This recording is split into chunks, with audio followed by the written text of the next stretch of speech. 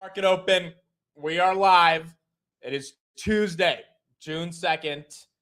And, well, we have a lot to talk about.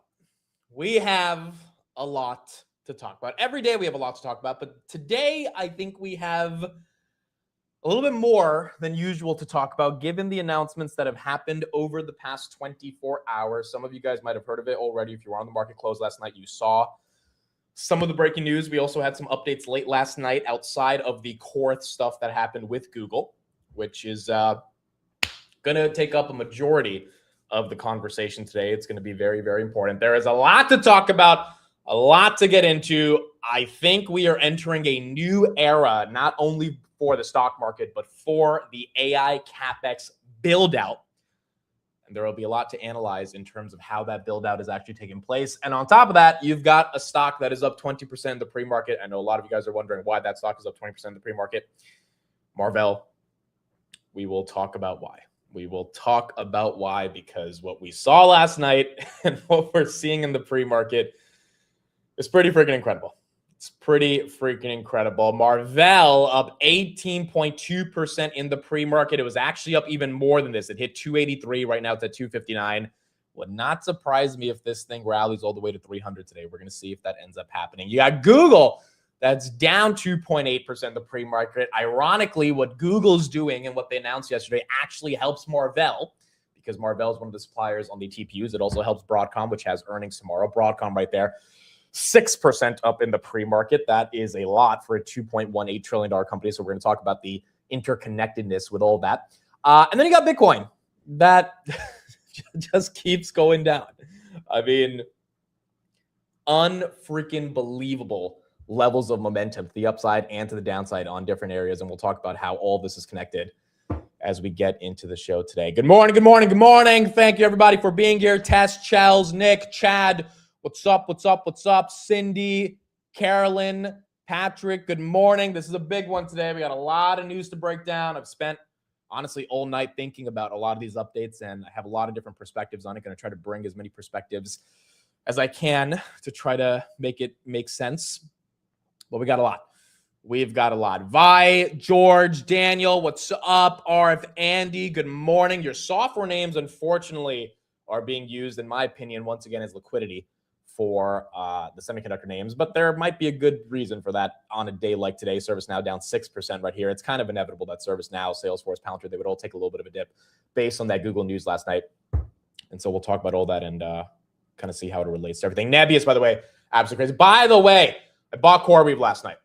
Overnight markets, 125.30 is my entry. I am absolutely chasing CoreWeave, but the Google announcement last night made it obvious that, you know what might look like a chase today is not going to look like a chase probably in a couple of years. I bought CoreWeave last night. Overnight markets, 125.30 is my entry. I also bought Keel. Pulled the trigger on Keel. 605 is my entry on Keel. This one, I expect this to fall back to 550. This is more speculative. This is following Leopold, if I'm going to be honest. And this is hoping and assuming the backs of the 3 deals they have in the pipeline to be able to sign. $4 billion company. Leopold owns 38 million shares. I've been talking about this for the past couple of weeks. Finally pulled the trigger last night. I would imagine if they get even one of those deals, the company would re-rate. So those are the 2 new buys I added last night in the pre-market. Keel is way more speculative than CoreWeave, obviously. They don't have a lot of deals. They don't have anything that's officially proven out outside of the potential for their capacity. But I don't think the Leopold guy is buying 38 million shares for no reason, right? So, I think there is some level of momentum in terms of why he's buying it. I could easily see that one's falling back to $3-4. And if that does happen, then, the question is that a juicy buy on the dip? I could easily see CoreWeave falling back to $100. But on a day like today, with Google's announcement and with HPE demolishing earnings, which we'll talk about that, up 30%, yeah, it seems kind of obvious why some of this AI build out is going to keep happening as we get into it. Nebius right there up another 5% in the pre-market. Absolutely incredible. Hive, I have not looked at their earnings. They didn't release it last night. It's down 9%. I really haven't gone through the numbers, so we'll take a look at it later throughout the market open. But obviously the street probably didn't love the numbers, and that's why that stock is down right now. Okay, so let's talk about it. Let's get into it. And let's get into a discussion of what's going on. First of all, Marvell. Why is Marvell up 17%? Well, I will let one video do the talking to explain why this stock is up. Congrats on a great kickoff yesterday, GTC. You guys are off to the races this week. Thank you. Look, maybe you heard some of what I just said. So we're talking about connectivity today. The next $1 trillion company, ladies and gentlemen. Whoa! That would be exciting. Let's do it together. Yeah. Let's do it together. The next $1 trillion company, ladies and gentlemen. Whoa! What's up, Jensen? Dude, even the CEO was like, wow, didn't expect you to give us that type of a pump, Jensen, but thanks. Appreciate it. That is why Marvell is up in the pre-market. Jensen said two things. Marvell will be the next $1 trillion company. He also went on to say, yeah, Jensen's acting like Trump now. Marvell and NVIDIA are strengthening their partnership to expand critical networking connectivity to power AI data centers. There you go. Those were your two things. AMD does have 65,000 shares of Marvell at $99. I don't think NVIDIA has any 13F investments on Marvell. Correct me if I'm wrong, but I don't think NVIDIA actually has it on the balance sheet. AMD does. And so I'm sure AMD appreciated the announcement here by Jensen. But this is just incredible. Now, does the stock deserve to be up 20% because Jensen said it's going to $1 trillion? I mean, probably. I mean, it's Jensen freaking Huang, right? Like, in all seriousness, I don't know if it deserves a 20% pump. The multiple on Marvell was getting pretty aggressive, almost ARM level aggressive, even before the print. When it opens up, the PE will be well over 100 going into the forward earnings. But at this point, I don't know if you can use the conventional metrics like price to sales, PE ratios, et cetera, to be able to determine the fundamental foundation on how we judge the growth trajectory of these companies or how we think of their importance in the broader AI semiconductor landscape based on the Google news that we got last night.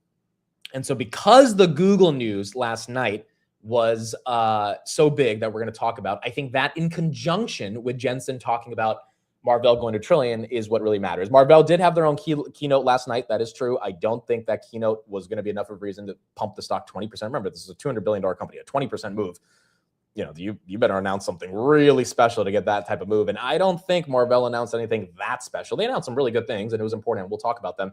But Jensen making that statement is what caused all the business wires to be like, oh, Jensen says Marvell to $1 trillion. And when Jensen says something is going to go to $1 trillion and it's only worth $200 billion, I think a lot of people pay attention to that.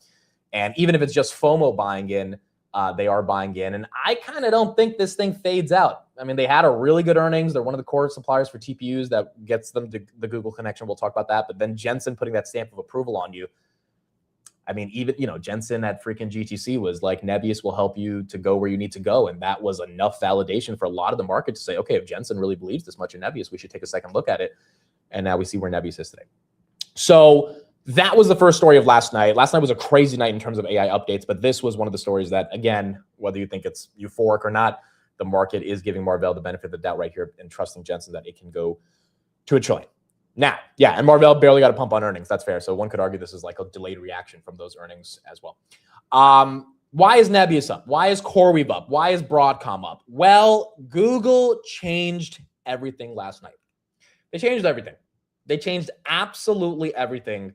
I'm still wrapping my head around what happened, but it has got me thinking very deeply about this AI CapEx build out. As Jose says, has Jensen lied to us yet?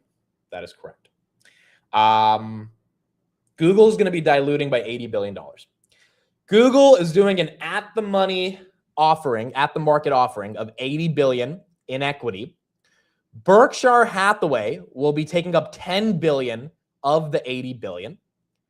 And $40 billion will be dropped ATM. $30 billion of it will be underwritten in different public offerings. Berkshire, at a price of $350, has taken $10 billion off the table. Why are they doing this? Well, the quote from Alphabet last night, and I know everyone, or at least a decent chunk of you, are thinking, wait a second, the Mag 7 are supposed to buy back stock and give us a dividend. They're not supposed to be diluting. Google says AI is driving an expansionary moment for Alphabet. The company is experiencing strong demand for its AI solutions and services from enterprise and consumers at levels that are exceeding the company's available supply. Now, let's talk about the Berkshire angle of this first. Berkshire already has a $15 billion stake in Google. They got in at 240, so now they're buying it at 350 share. It's a 5% discount to the price that it is today. I am still confused exactly why Berkshire agreed to do this at a measly discount to the share price today. I mean, Berkshire is not really the one to just YOLO into a deal. They tend to be very meticulous and wait for really big opportunities. Again, they have $400 billion in cash, so they have the money, but they usually wait for a really big opportunity, which would just lead to a really big dip. I mean, they didn't, they didn't deploy most of their cash for the past year for that reason. One of the only stocks they did buy was Google. I think part of the reason that Berkshire is doing this, as crazy as it sounds, and maybe this is because Warren Buffett is no longer at the helm, is Berkshire believes in the AI CapEx build out. And I mean, if you had someone who was like, I don't know, 35 years old, who's all into AI, believes in this whole revolution or whatever, running Berkshire Hathaway, they would be using that 400 billion piggy bank in a fundamentally different way than investing in insurance companies. Now, Berkshire shareholders might not like that because that's how they've been conditioned to think about the world of investing, value investing versus growth, et cetera. And so that would be a totally different paradigm. But the point is, if they are starting to think that they shouldn't just be stuck in Heinz Kraft and they need to take more risks, and maybe they don't want to buy semiconductor companies because those tend to be cyclical and they don't want to time the cycle, but they know that Google is going to be around forever, just like Apple's going to be around forever. And they can give Google this money. And even if the stock falls in 5 to 10 years, they know Google will be a much larger company than it is today. And they can validate the proposed offering right here, Google down 3%. Then maybe that's the reason why they are doing this.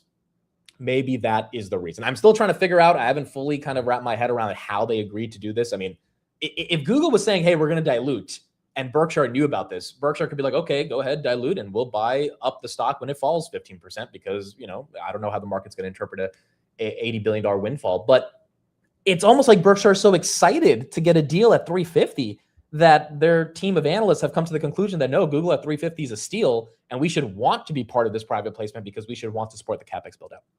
And the reason why Microsoft is down right here in the pre-market, not only is IGV down, software is down, so that's hurting Microsoft, but number two is because now what Google has done is opened up the floodgates to basically say we don't have to tap the debt markets anymore. We don't have to lever up and print these like 70-year bonds that they were doing over the past couple of years. Same thing with Meta and Amazon and Microsoft. We can just dump shares on our investors. Why? Because we're growing. If the CapEx leads to growth, then it doesn't matter. If the CapEx delivers an ROI, if this 80 billion turns into 240 billion of ROI, the market inevitably will say, okay, that was a good deal.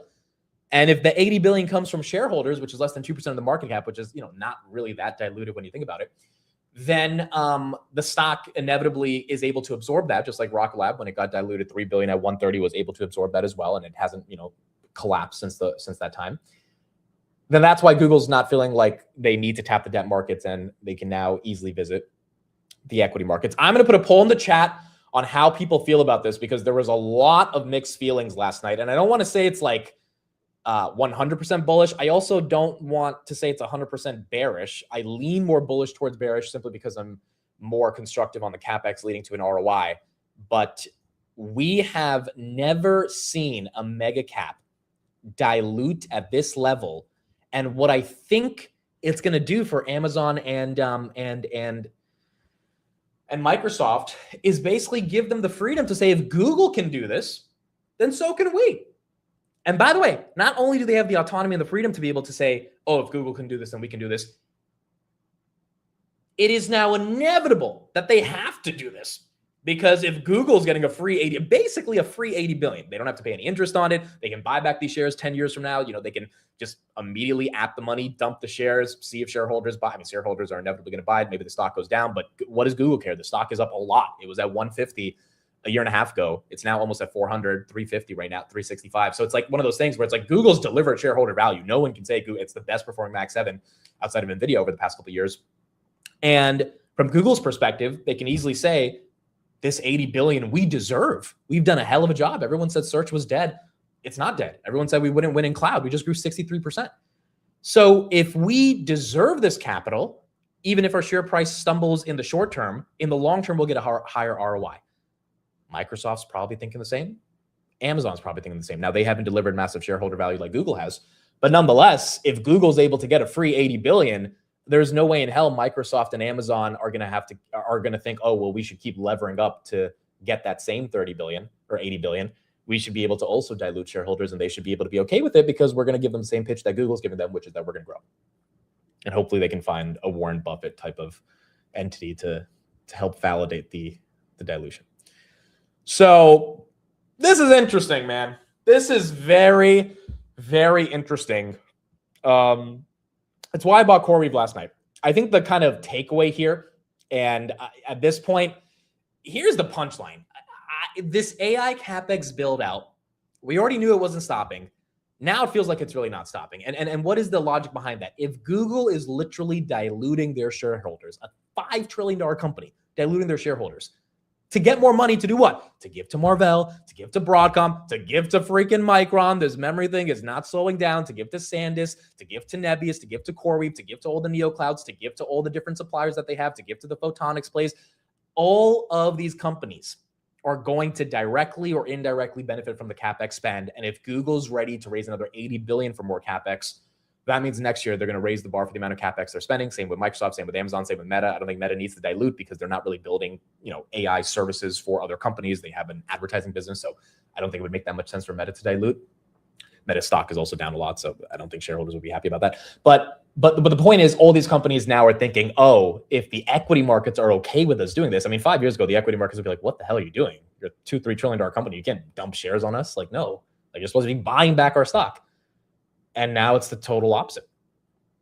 And that's also why it kind of makes sense for Marvell to be up. I mean, they're really up because Jensen pumped them. But outside of the Jensen pump, Marvell is one of the key suppliers for TPUs. That's part of the reason they've had an earnings inflection over the past 7 months. And same thing with Broadcom, which has earnings on Wednesday. Broadcom's at $2 trillion. I don't know if we wake up on Thursday and it's a $3 trillion company or something. But it's just, they are one of the core suppliers for Google as well. Some of that 80 billion is obviously going to go into Google. What does this mean for AMD? I think it's bullish for AMD because inevitably, that means more CapEx is going to be spent. That CapEx is going to be distributed across a variety of different players. I don't know how much Google has a direct deal with AMD. Meta is the one that spends a bit more with AMD, but I'm sure, there are some relationships in which Google has been buying different types of chips from AMD. And even if there's not, more CapEx in the system just means that AMD has a bigger TAM to go after, especially as the CPU TAM continues to grow as aggressively as it does. Same thing for Intel. Intel has a partnership with a variety of companies. Who knows if Google says, hey, let's launch a partnership with another global foundry in the United States. I mean, there's just so many different ways that this can turn out to become an incredibly exciting opportunity for Google. Why is Credo down after earnings? Credo had a great earnings, but they were up 50% going into the print. Also, they're only down 3%. They were down 10% last night. So honestly, it's recovering really well. But yeah, they had a great earnings. I don't think the earnings, there was no red flags in it. It's just, it was up a lot going into the print. So what do you guys think? For those that have had 24 hours to think about this, 71% of you say bullish versus bearish.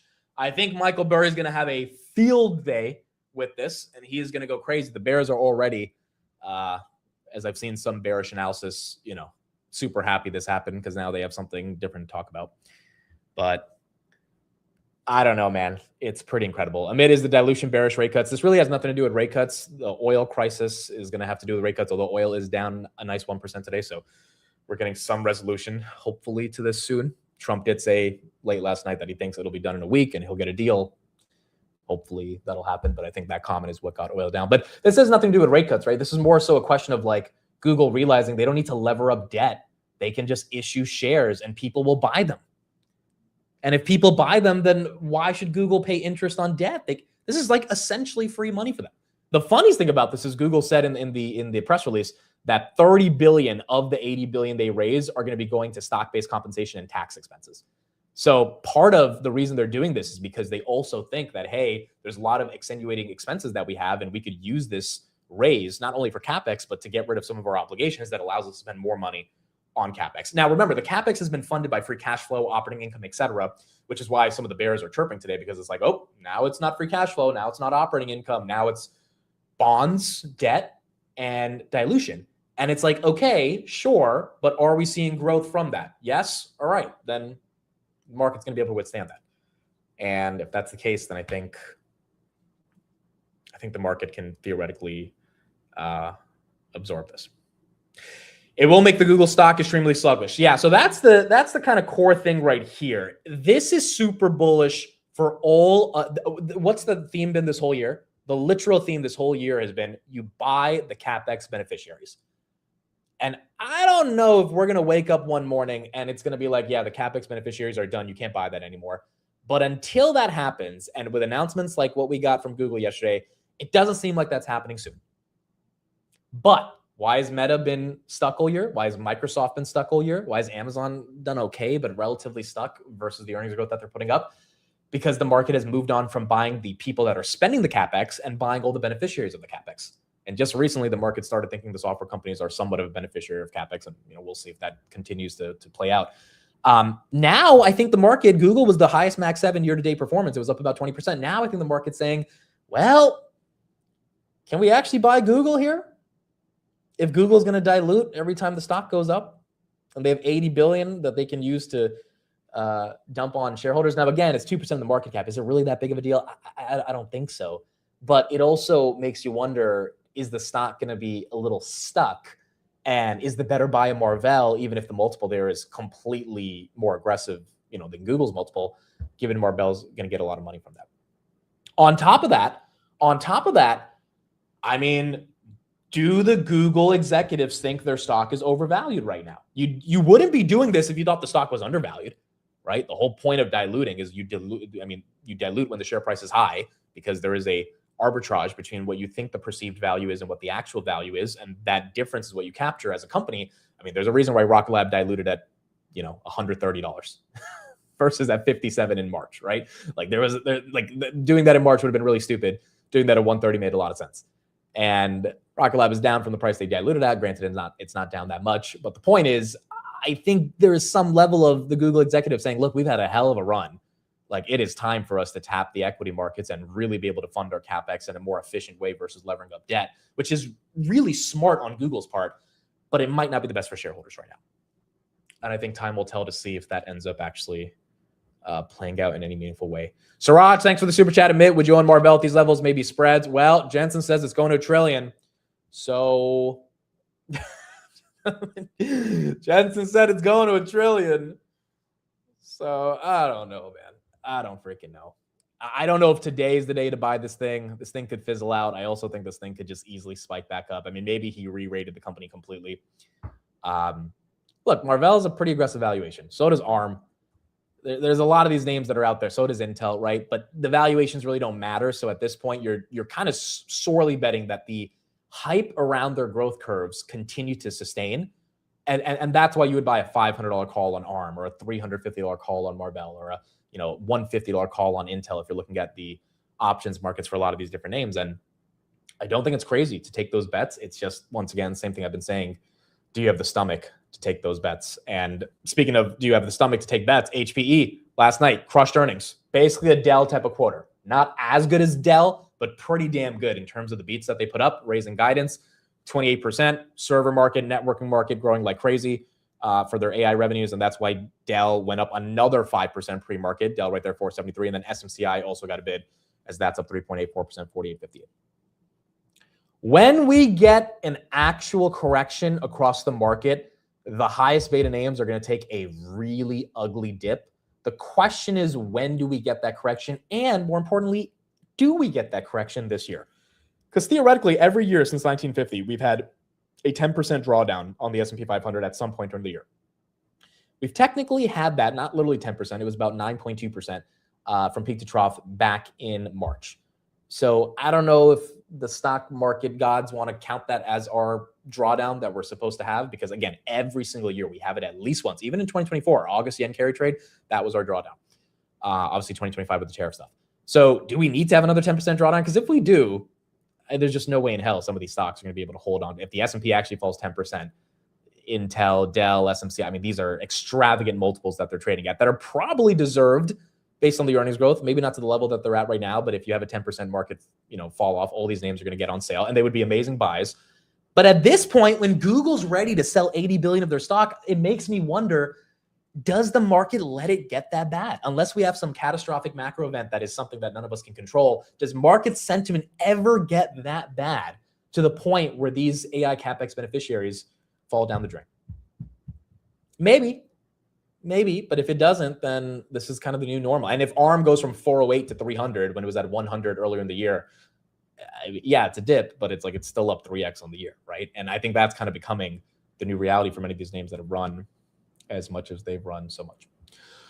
So that's what we got, folks. Google completely changed the game. Pretty exciting. And yeah, this is incredible. This is absolutely incredible. Now we need a lot of the AI thesis to keep playing out, the data center thesis to keep playing out. We kind of can't have a moratorium on data centers because that wouldn't be the best thing in the world. But as long as it keeps playing out, I don't think it slows down anytime soon. Man, what do you think about Keel and CoreWeave? So again, bought both of those last night. Keel is, once again, I will just blindly say this. This is a speculative bet based on tailing Leopold's 13F. I mean, a lot of people have tailed his 13F in a variety of different ways. He's had a lot of big winners. I think he's just right about the NeoCloud space. I mean, he's obviously called CoreWeave and Iren and Nebius really well. And Iren is the one that hasn't really taken off for him. I think Iren right here as well has to be somewhat of an interesting buy. Unless the company messes up dramatically, I don't see how some of these NeoClouds don't get an exaggerated move to the upside based on getting new deals. And it is quite concerning to me that Iren still hasn't been able to lock in a really big deal. Like, it's just weird, but I would assume that it's inevitable. And if it doesn't happen over the next 6 months, then I think maybe then you reevaluate the thesis, but it feels like it's going to happen given how much CapEx is being spent and how much capacity they have. Again, Daniel Roberts, Jensen, and the Dell CEO, they were all together at the event last week. You would think there are more deals coming. And then CoreWeave, to me, I mean, look, this is NVIDIA's best partner in the NeoCloud space. This is NVIDIA's best partner in the NeoCloud space. And so I think betting on CoreWeave is kind of like betting on NVIDIA. And, you know, if Jensen says Marvell goes to $1 trillion and then it pumps 20%, what does it mean if Jensen says, hey, CoreWeave, we're going to put $10 billion of our capital into you. We're going to backstop you with $6 billion worth of puts in case you can't sell your GPUs. I mean, they have CoreWeave's back, and it's one of the, and then you look at CoreWeave's backlog, $100 billion in revenue, right? Yes, they have a lot of debt, but at this point, I mean, so does Google. I know Google's not CoreWeave, but at this point, I don't think the market cares about debt. The market cares about growth, and they know that debt will eventually be paid off as AI continues to become as expansive as it is in the economy. And we would need the AI bubble to literally pop in a dramatic fashion for all these companies to completely fall apart. So Keel, I'm expecting this thing to go back down into the low fives, would buy the dip there. CoreWeave expecting this to go back into the low hundreds. And if it does, those would be dip buys. But at this point, I think a lot of people are realizing these are the names that are going to continue to get the bid when it comes to the NeoCloud space. ASTS, that's up 3.68% as that continues to go a little bit green from last night's 10% sell-off. Nebius, again, I feel like Nebius and CoreWeave also have a date with 100 billion market cap. Like, that's another part of the reason I bought this. Now, again, Nebius, just an incredible company in terms of the diversification. Nebius right there, 67 billion. CoreWeave as well is at 68 billion.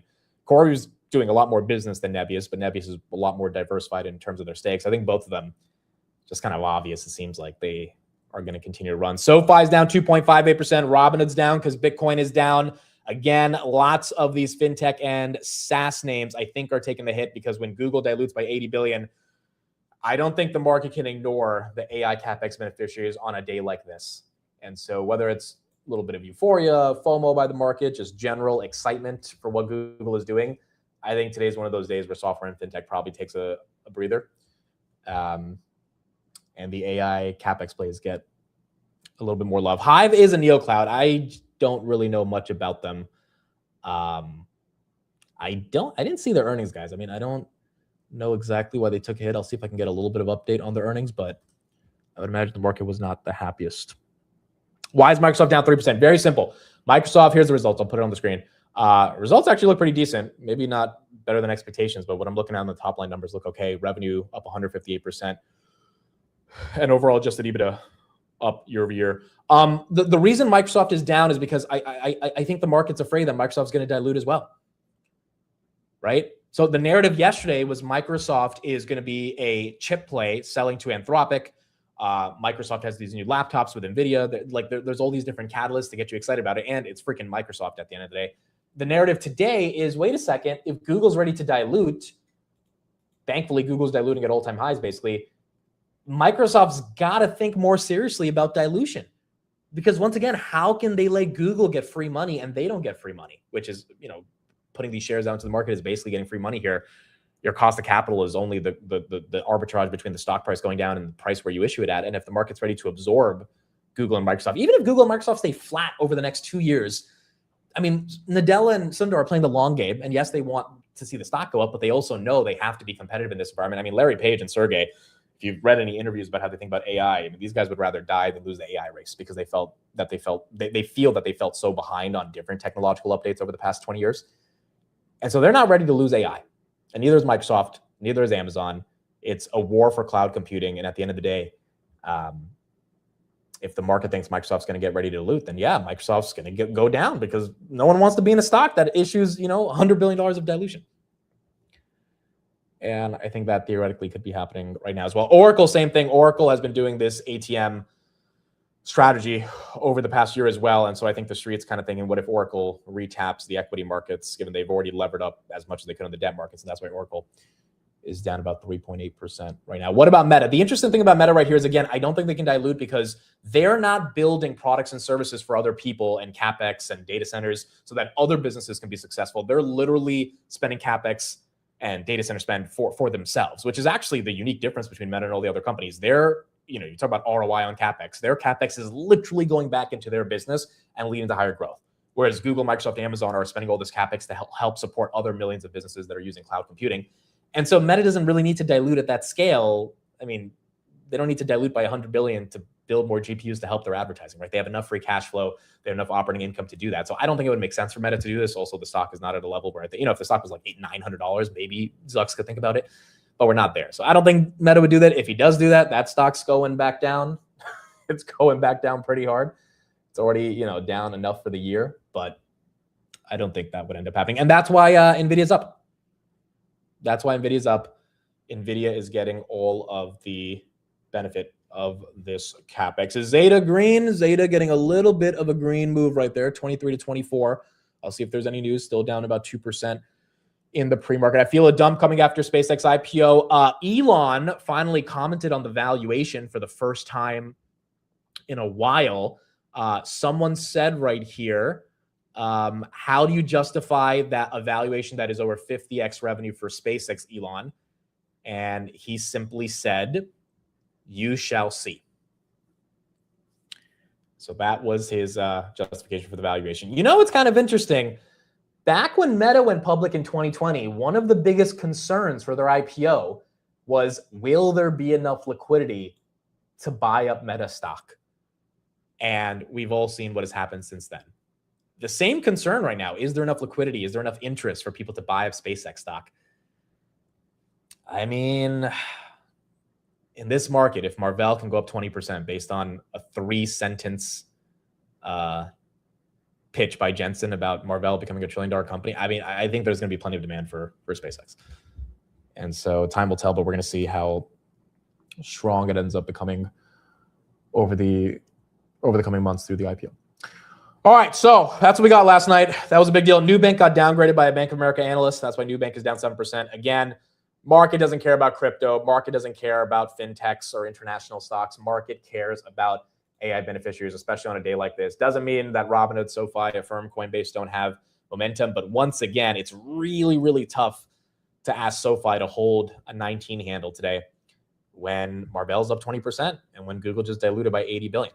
It's also really hard to do that when rate cut expectations haven't gone down yet, or rate hike expectations haven't gone down. So again, these names, based on the run that they've had over the past couple of weeks, which I don't think they're going to give back the majority of that run, but hopefully they continue to hold on to at least some of the run that they've had, aren't dead, and they have really good fundamentals. It is the same thing we've been talking about for the past couple of weeks, the opportunity cost of holding them in relationship to names that are probably a lot more expensive, but also in the absolute right place and right time, aka AI CapEx, that are going to get the bid. And that's why you're seeing them get them today. Yes, also Nubank had a CFO change as well, which is another reason. Anthropic, they filed for a confidential S1 last night to go public. So IPO is coming out in October, most likely for Anthropic. We don't have any of the details yet because the numbers are not public.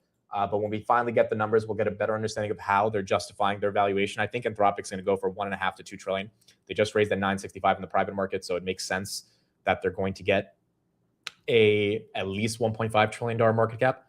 And based on that, we're going to get a lot more details over the coming days in terms of what happens to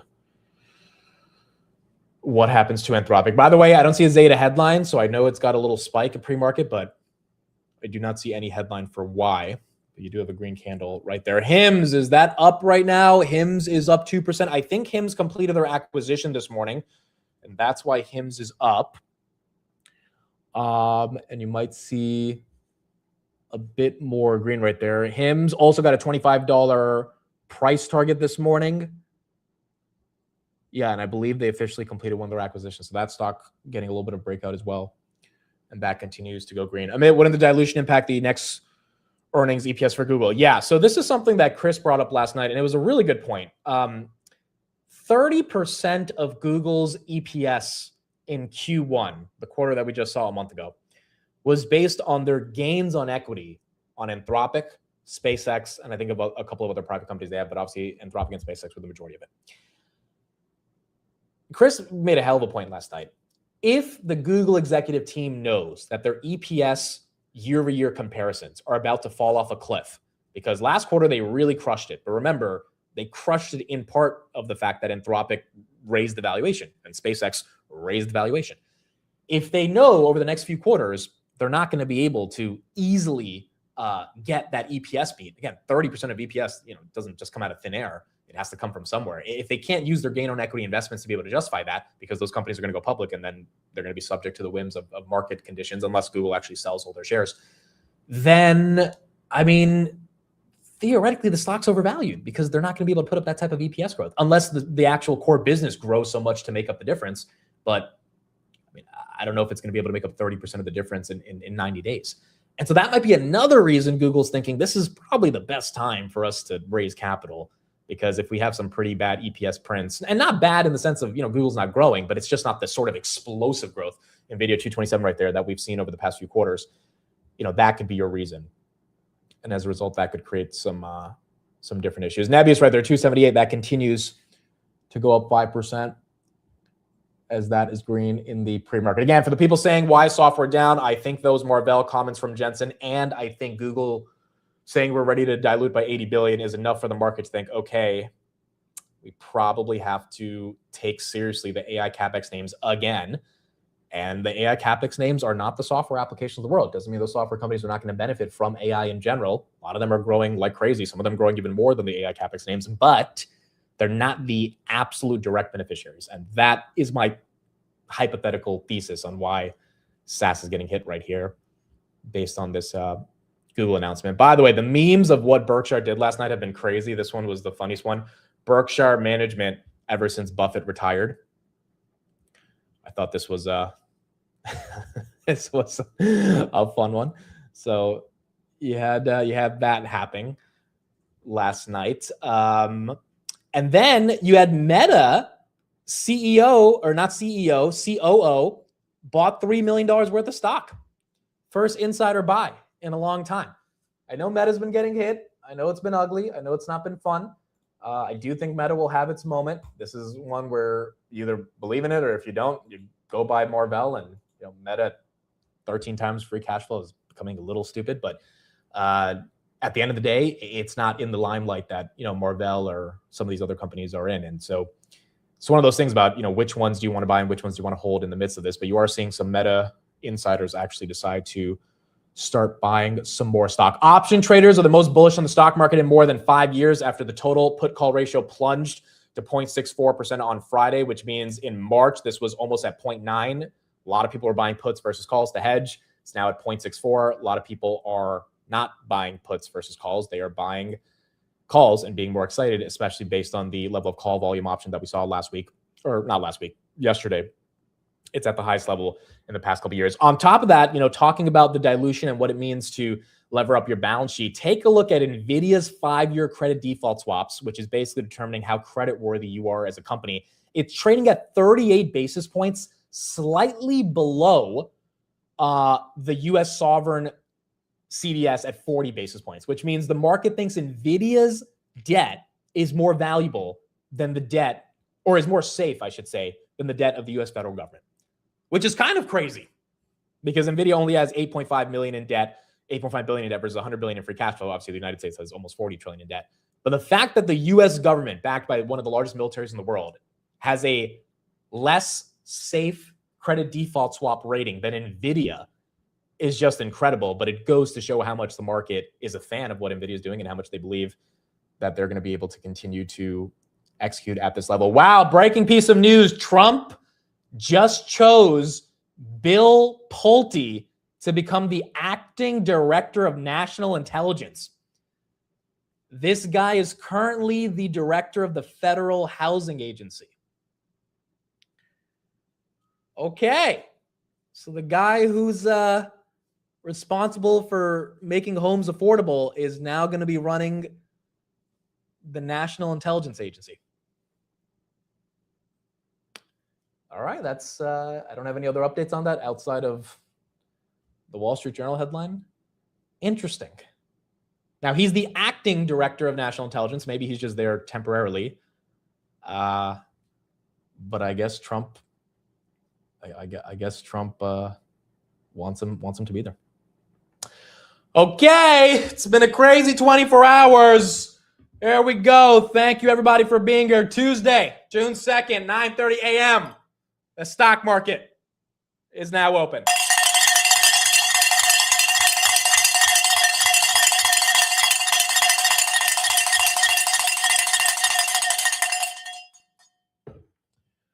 All right, wake your ass up. Let's get into it. Google, 2.75% down on the day, 2.9%. Let's see if this loses 365. We just lost 365. Can we lose 364? Where does she bottom out today? How does the market think of it? And what are we going to see from here? Zeta with a massive spike up. I have no news on Zeta. It's looking like she wants to break 26. I have no news on Zeta, but that's green. Hims, 28. That's a spike up. And that's green as well. John Veva says, it's my birthday. John, happy birthday to you. Thank you for being part of the show. Marvell, that's up 16%, 254. That opens up green. Meta opens up green. Microsoft down 2. Hive down 6. Robinhood down 2. NVIDIA loses its pre-market gains of 227.50 now to 225. So that's not red, but it is not as green. CoreWeave loses 130 to 127. Keel's up about 1%. SMCI up 7% on those HPE numbers. HPE 33%. That's green. Rocket Lab up 3%. That's green. Dell was more green. It was almost at 490 pre-market. Now it's at 467. So that one got faded. Google loses 363. We are down 4%. Market cap just lost about 200 billion. Let's see how badly investors punish it. Again, if it goes to 350, then you get to buy Google at the exact same price that Berkshire Hathaway just bought Google in this private placement. Zeta right there. I don't have a headline, but it looks like she wants to break 26, 25.78 right there. Hims at 28.25. Nebius 275.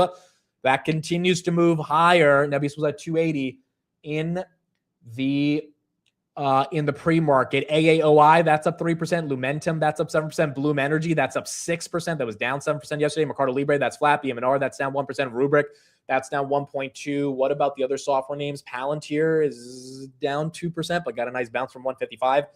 Salesforce and ServiceNow. ServiceNow it was down a lot more pre-market. It was at 126. Now it's at 130. So you got a nice little boom right there. Salesforce at 204. That also was at 195. Wow, nice rebound on IGV.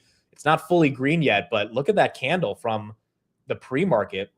IGV had its best two-day stretch since 2001, by the way, over the past 48 hours. So you are seeing the market get a little bit more excited about these software names. SoFi, 1808, potentially going below 18. Marvell, 20%.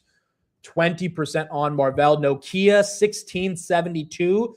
Let's see if we can break 17 in the actual trading session. We broke 17 last time, but it was in the after hours.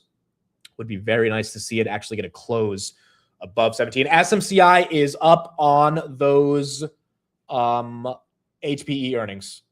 The server rack business is growing exponentially. SMCI is probably going to have a massive print. Now, maybe it's being priced in after Dell and HPE, but I think Street's just front running it right here and buying them up. Keel, are we getting a little bit of a pump? There you go, 4% on Mr. Keel, 634. Let's see if that can get the close above 650 today, as that would be a key level for it to get above. Palantir trying to get to 157. HIMS 28.25. Zeta 25.60. The D-Wave and quantum stocks are green.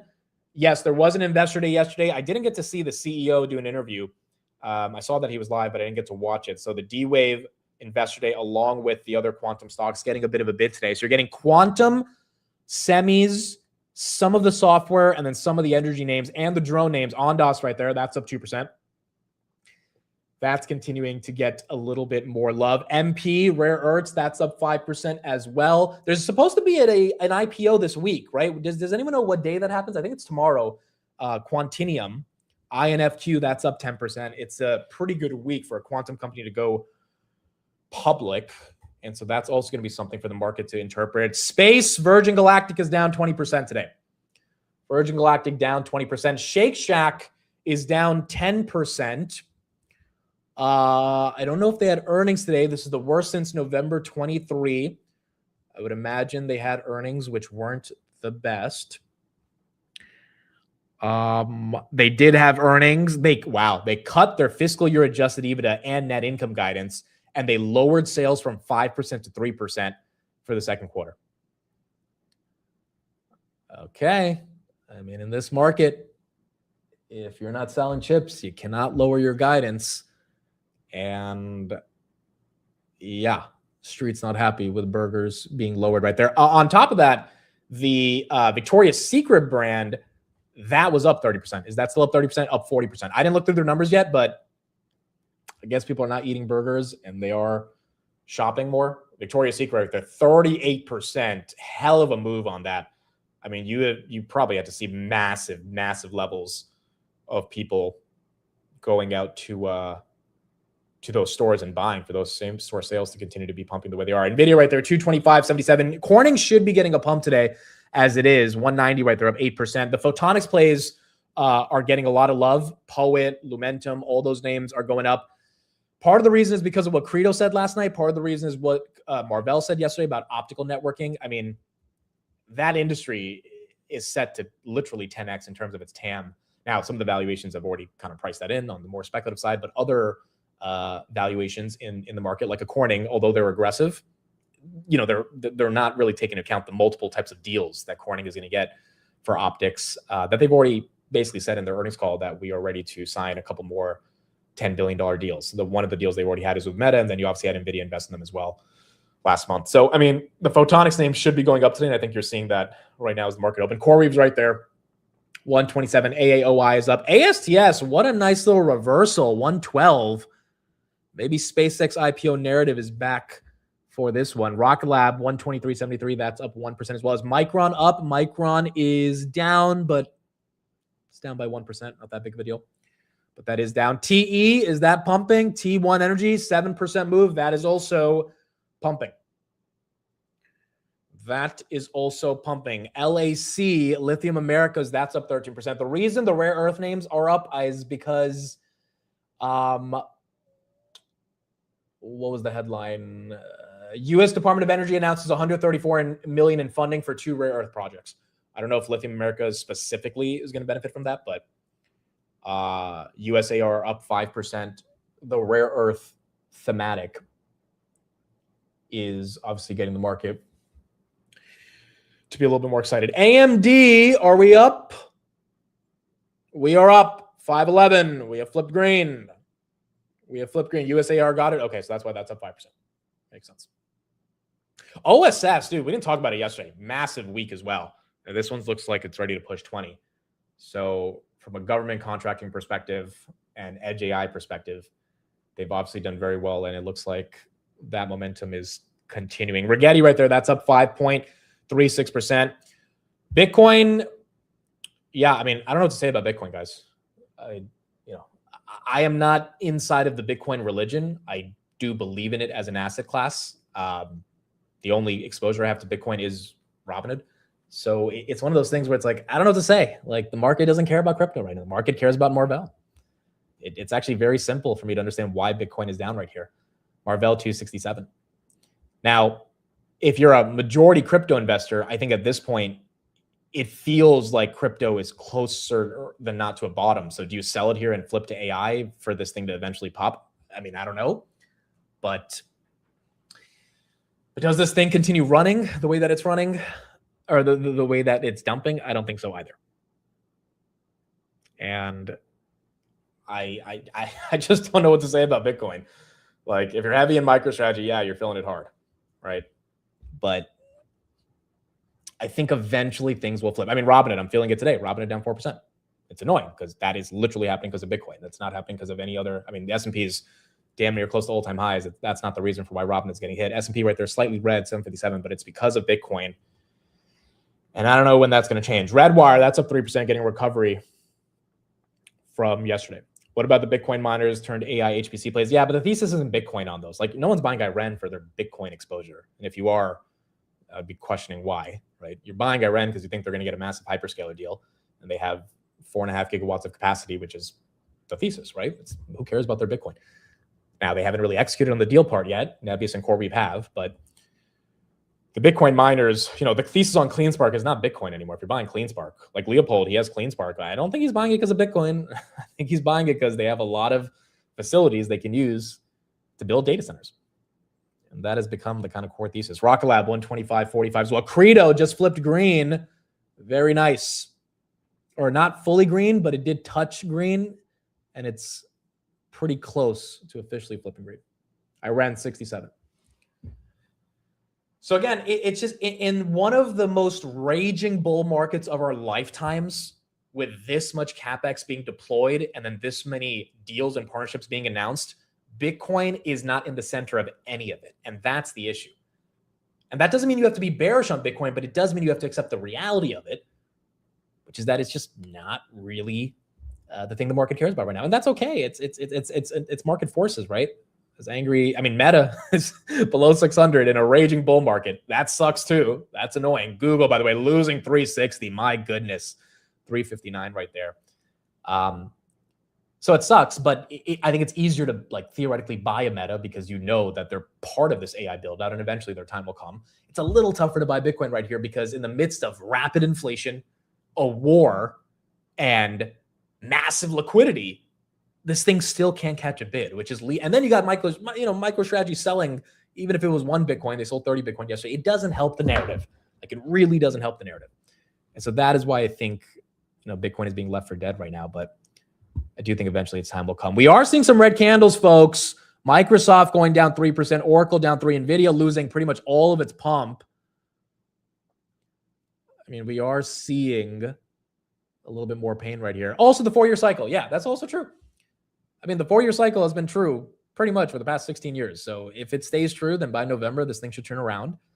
And it's just about waiting through that storm to see if it is able to turn around. Hive was down 7. Now it's down 1. CoreWeave back to 125.30. That one has lost all of its pump. Dell has lost all of its pump from last night. Intel lost all of its pump. ARM lost all of its pump. All of these semi names. Did anything happen just now? I don't see a headline, but all of them, almost all at once, just flipped red. HPE as well. I mean, you got a 25% move, but it's down 7% from where it was at the very beginning of the market open. Broadcom 480, but even that is down from 494. These are some pretty hefty red candles that have not officially flipped these stocks to be red, but they are indeed taking them off their highs of the day so far. 415 on Tesla. That is red. Cypher, is that green? Cypher is green, 7%. Interesting. Nebius and CoreWeave kind of getting hit a little bit from their highs. Cypher going green. Nebius still up 3%. Is oil spiking? Is it? Oil was at 90 in the morning. Up. It is at 92. It is starting to go up a little bit. It's starting to go up. Navitas, that's up 3.2% as well. Huh. I don't see a very specific. Well, Trump, I mean, I forgot to show this in the market open, but Trump is pretty pissed off at Netanyahu. Let's just say that. Axios reported a source close to Trump said, this is what Trump said when the whole headline about Lebanon broke out yesterday. Quote, Trump said, "You're effing crazy. You'd be in prison if it weren't for me. I'm saving your ass. Everybody hates you now. Everybody hates Israel because of this." A second source brief on the call said Trump was pissed and at one point yelled at Netanyahu, "What the F are you doing?" The tweet we got from Trump last night was basically him saying, "I had a productive meeting with Netanyahu, and he promised me that if Lebanon doesn't attack, if Hezbollah doesn't attack, then they're not going to attack, yada, yada." So Trump is trying to calm down the bond markets and the oil markets by saying, "Hey, look, I talked to him. We're going to be okay." Obviously, none of us know exactly what the conversation went like, but I would imagine Trump is not the happiest because, oil was below 90 yesterday, and we were headed in the right direction. Then that Lebanon news came out, and it kind of messed up a lot of the progress. Didn't hurt the markets, really. It hurt Bitcoin. Bitcoin's kind of the scapegoat for the geopolitical stuff, but markets have been okay. Iran right there, 66.93. Marvell, 24%. Wow. 24%. But overall, that might be pumping oil a little bit, even though it's not having that big of an effect on the market. So I think people might be dumping some of the semi-names and just buying Marvell here. Maybe that's what's happening. Keel still up. SMCI taking a little bit of a breather. Nokia taking a breather. Virgin Galactic down 30% pre-market. That one getting it. Apple is up 309. Yeah, Air Test Systems is up. Again, all your photonics plays, they're getting a bid today. Based on what Marvell said last night, based on what Credo said last night, Corning, AEHR, Sivers, I think in Sweden, they're up 70%. Your AAOI, Lumentum, all of them, a lot of them were down a lot yesterday. Now, again, these names are super volatile, right? AAOI went to freaking 130 a couple weeks ago after falling from 180. Right now it's at 200. So these are incredibly volatile names. You got to have the stomach for them. But photonics as an industry and optics is getting a lot more excitement. Nebi's right there, 275. 275 for Nebesis. It was at 250 pre-market as well. Sam Altman on CNBC. Okay. What is Sam Altman saying? Oh, this is from the interview last night. This is not that important. We can go back to that later. We watched some of that last night already. It wasn't, he didn't really say anything that compelling. He said three things to take away. He said two major things. Number one, he said, I think people are anxious about AI and it's okay that they're anxious about AI. And the way that he said it didn't make me feel less anxious about AI. So once again, it's Sam Altman at the end of the day. Then number two, he said he tried to downplay the IPO event. He tried to say that, an IPO is a financing event. It's not something that we're super obsessed about. In reality, I think he's lying. Obviously, an IPO is not just a financing event. It's a timing event around market conditions. And if Anthropic's going public and SpaceX is going public, you guys can't just delay it because what if there's not appetite to buy your shares in the next 7 months? And so I think they will probably be exploring an IPO pretty soon, even though he's downplaying that they won't. Rocket Lab right there, 125.63. That's up 2.64. Micron still slightly red. Corning 191. Poet, that's up 9%. Reddit 8% down, or I should say 5.2% down, 182 to 169, 8% from the pre-market. That's getting hit. I imagine your Zeta's holding up, not really getting hit. Shopify down 3.5. Palantir down 3.5. ServiceNow down 5. Is NVIDIA taking off? Okay, NVIDIA just hit 228. There's got to be a story right here. I think there should be a story. NVIDIA usually doesn't get a pump like that easily. I do not see the headline yet, unless the algos just decided it was time to buy NVIDIA, which, it's kind of been time to buy NVIDIA for the past year. Yeah, Virgin Galactic down 30%. Again, those names go up and down pretty quickly for whatever reason they do. 229. I don't see the headline on NVIDIA. I don't see any headline. Maybe that's all the software liquidity going into NVIDIA right there. Again, the Google dilution news, I don't understand how it's not bullish for NVIDIA. That's a lot more GPUs that'll be being bought for NVIDIA. Rick, thank you for the super chat. Thank you, Mitt, for everyday coverage. Very good day for me. I'm waiting for Google buying opportunity. Rick, I know you are loaded up on Broadcom, so thank you for being here. And congrats. It's always a fun day when you see one of your biggest holdings go up by 5%. NVIDIA right there, 229. What's the headline, dude? on NVIDIA. I don't see it. I don't see it.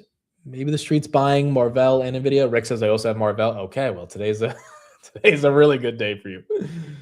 This is why you invest, right? Because one day Jensen might say your company is going to $1 trillion, and you just sit back and you just watch yourself make what, probably 2 years of salary in 5 seconds. That's kind of how this happens sometimes. I don't see an NVIDIA headline, folks. Elon Musk linked firm buys Texas land ahead of planned chip plant. Could that be it? Elon's buying more chips from Jensen? That's a pretty aggressive move on NVIDIA. I mean, every percent is almost 75 billion in market cap. Jensen should just say his stock is going to 10 trillion. I mean, if everyone's buying based on his predictions, why can't he just say, well, I think NVIDIA is going to 10 trillion. He's giving all the love to Marvell and all these other companies. It's like, bro, just say NVIDIA is going up. Like, maybe the street will buy it. 273 on Marvell. AMD, almost green. Where is GameStop? 21-5. He would go to jail. Speaking of people going to jail, Andrew Left of Citron Research is going to jail. He officially was found guilty last night of manipulating stocks on, guess what? Social media. This is why when some of you guys ask me to talk about these sub $500 million companies, as much as I would love to look into them and really do the due diligence and talk about, at some point, you have an audience where you literally could be attributed to moving a low float stock. And you can literally go to jail, bro. He was found guilty in a court of law in Los Angeles yesterday. He's going to be sentenced on August 31st. You know what's his maximum time? 25 years. 25 years for $20 million for saying he was short a bunch of names in 2018 and manipulating stock prices. I mean, it's unbelievable. Now he's going to try to appeal, and I don't know how successful the appeal is going to be. But dude, you just you got to be freaking careful with this stuff. You got to be careful when you develop an audience. You have an influence. You cannot pump things that are movable. Talking about Reddit or Oracle or AMD, nothing's going to happen. Even talking about $3 to $10 billion companies, yeah, maybe you have some influence on getting people to think about the company, but nothing's really going to happen. Talking about a company with 50 million shares, 500 million market cap, something can happen. And if you are the reason for something happening, and if you don't have Elon lawyer type of money to deal with the SEC, it's not a fun situation. So it's definitely one of those things to be concerned about. He also tried to short Palantir, and that didn't work out. Tried to short SanDisk, that didn't work out. I mean, Citron Research just has not had the best track record here over the past couple of years in terms of their shorts. NVIDIA, 230 on Mr. NVIDIA. Isn't Trump doing the same thing? Yes, Trump is doing exactly the same thing, which is what makes it worse. Because if I'm Andrew Left, I'm like, bro, our president of the free world launched a meme coin that is down 99%. But at the end of the day, he's the president. So he's going to get away with it. And in a court of law, you can't just say, well, the president's doing it. Like, that's not really a defense. But the president gets to do what the president wants to do. That doesn't mean you as an average individual can get away with it.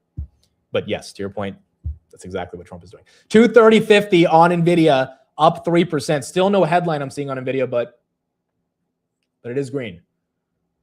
It is indeed green. Marvell right there, 22%. Broadcom up 5%. AMD up 1%. Wouldn't Burry go to jail? Well, the thing is, Burry doesn't professionally manage money anymore. And Burry is, wow, AMD really pumping. Burry's now a Substack content creator, right? Citron Research is a professional money manager, Andrew Left, and there's a lot more free speech, sort of like leeway that I think a Michael Burry will get. Because you can express your opinion on the stock, right? But you can't manipulate it. And if you have a large enough following where you can manipulate it and literally move it, and like, let's say you say, I like a stock and it's worth $200 million and it has 20 million shares outstanding. And then a bunch of people buy it because you said you liked it. And then you sell it when they buy it. That is called a pump and dump.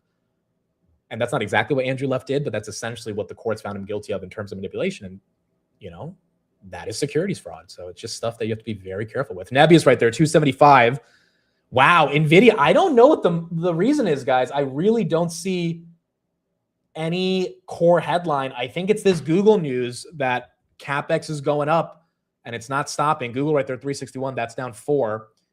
As NVIDIA is 231 right there. Maybe it's just a delayed reaction off GTC. And maybe it's a delayed reaction off earnings. Remember, NVIDIA fell to 211 after those earnings. Micron now going green. I mean, if Micron's going up, if Corning's going up, if Marvell's going up, NVIDIA has to go up. Like, just logically, it wouldn't make sense for NVIDIA to be stuck in the face of all these other names rallying. Broadcom going up, you would imagine NVIDIA catches bid, and today NVIDIA is catching that bid. Same with AMD. Same with AMD. Virgin Galactic is not going up. That's down 30% right here. I love how we normalize corruption to the point where people don't even react anymore. Yeah, I mean, look, I've been pretty honest about my opinion on what Trump did with the meme coin. I thought it was pretty bad, but I'm also rational enough to realize he's the president and he controls the SEC, and he's not going to get in trouble. So you either go with the flow, deal with it, learn how you can benefit from this as well, or you cry about it. And I think part of the reason the bears have been hit so hard this year is because so many of them ideologically disagree with Trump. Bloom Energy, that's up 6%. And their ideology, we talked about the hedge fund manager who blew up his hedge fund 2 months ago because he was short, because the guy had like anti-fascist written in his Twitter bio, right? Like, he really is not a fan of Trump, obviously, very outspoken on the guy. And he got played like a fool by what Trump did. He thought this Iran thing would be like the tariff thing. The tariff thing reversed. He didn't realize the Iran thing would reverse, which is kind of what Trump does, right? Cause a ton of chaos and panic and eventually tries to save the day. And he got duped and his entire hedge fund blew up because they were just net short when they couldn't be short.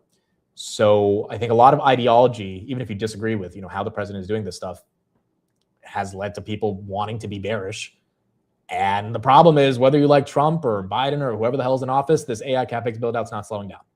And if that's not slowing down, that's kind of the guiding reason for why this market has continued to go up. 68,000 on Bitcoin as that continues to go red. Palantir, 152.46. That is down 5% as well. What do you think about Muddy Waters? I think Muddy Waters has got to be a little concerned seeing what's happening with Andrew left.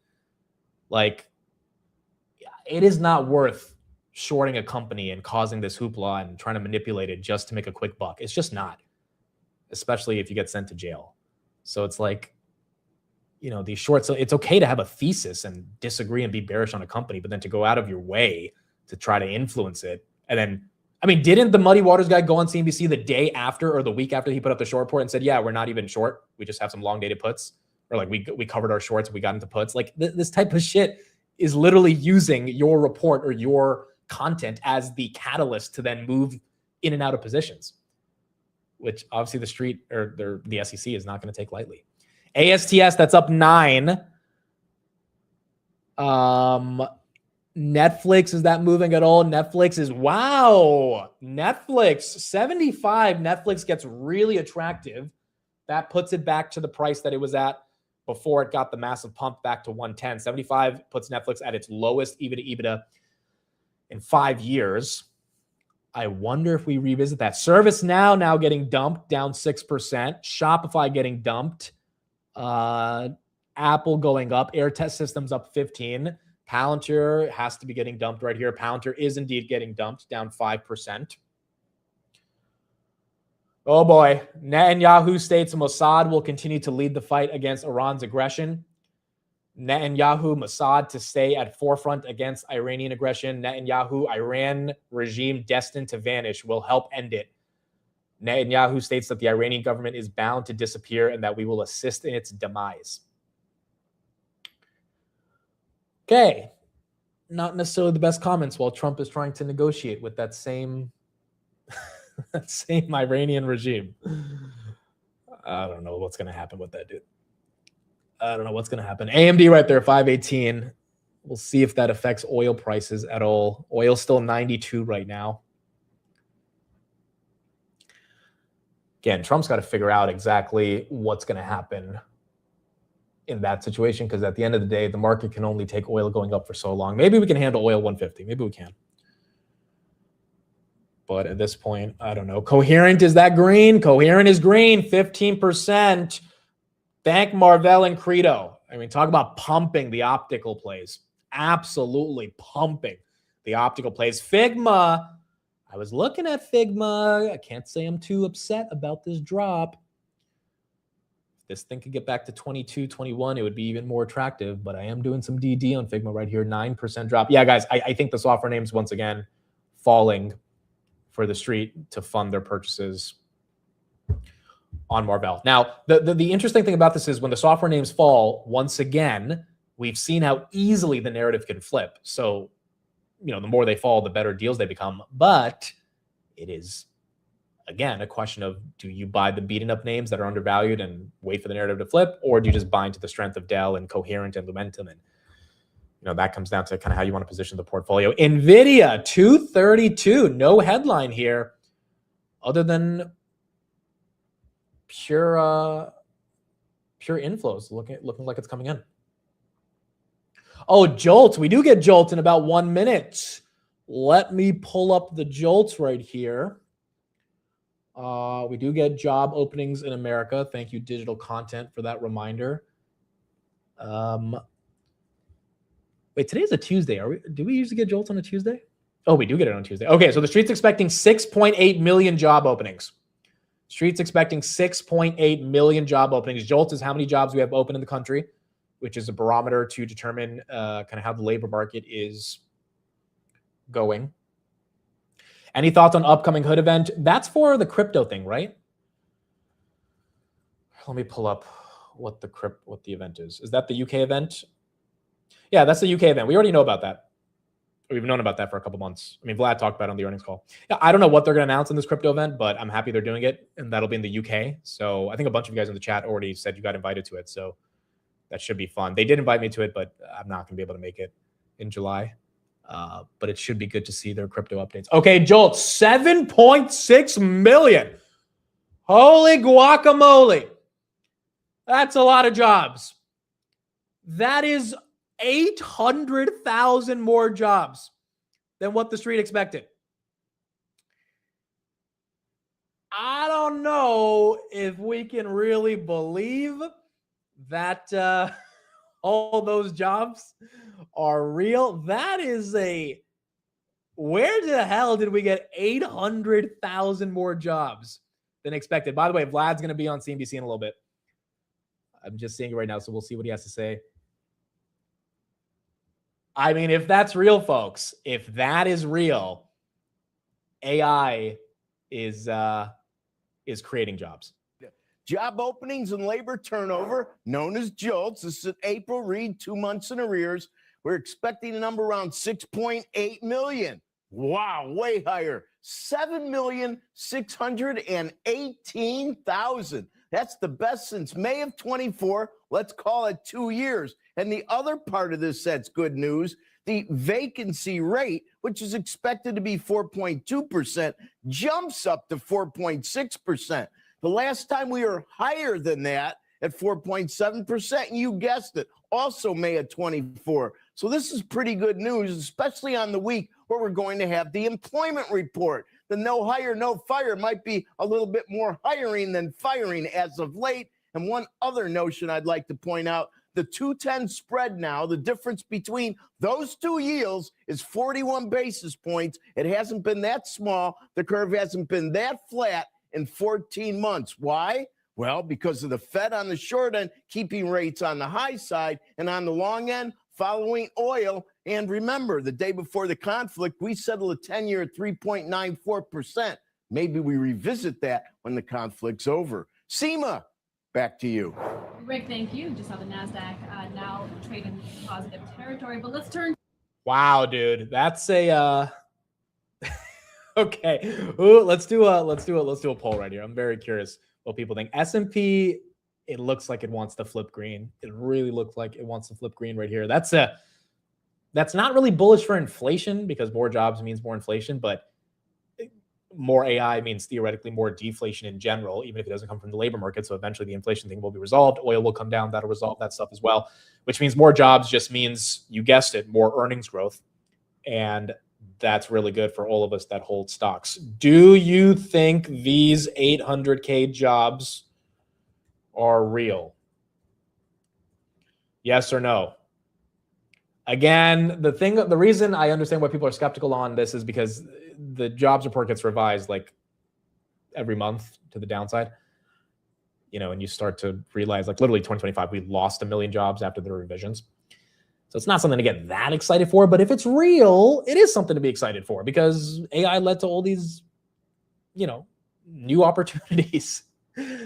But it's also a little hard to believe on the spot that that's happening. BTC doesn't care. BTC continues to go down. Some of it could be more part-time. Yeah, it could, but 800,000, dude. I mean, even the quits rate, 2.97 versus 3.17 expected, 1.9% versus 2%. Layoffs came in even better. Street wanted 1.8 million, came in at 1.6. Like, you didn't even have as many layoffs. 1.1% layoff rate versus 1.2 expected. Like, this was just a phenomenal jobs report. If you think all these numbers are real, it would not surprise me if S&P flips green on this. Like, jobs are the backbone of the economy doing well. These are all jobs for agents. That would be kind of hilarious, but maybe that's right. Iran, a little bit of a pumpy pump, 68.50. 68.50.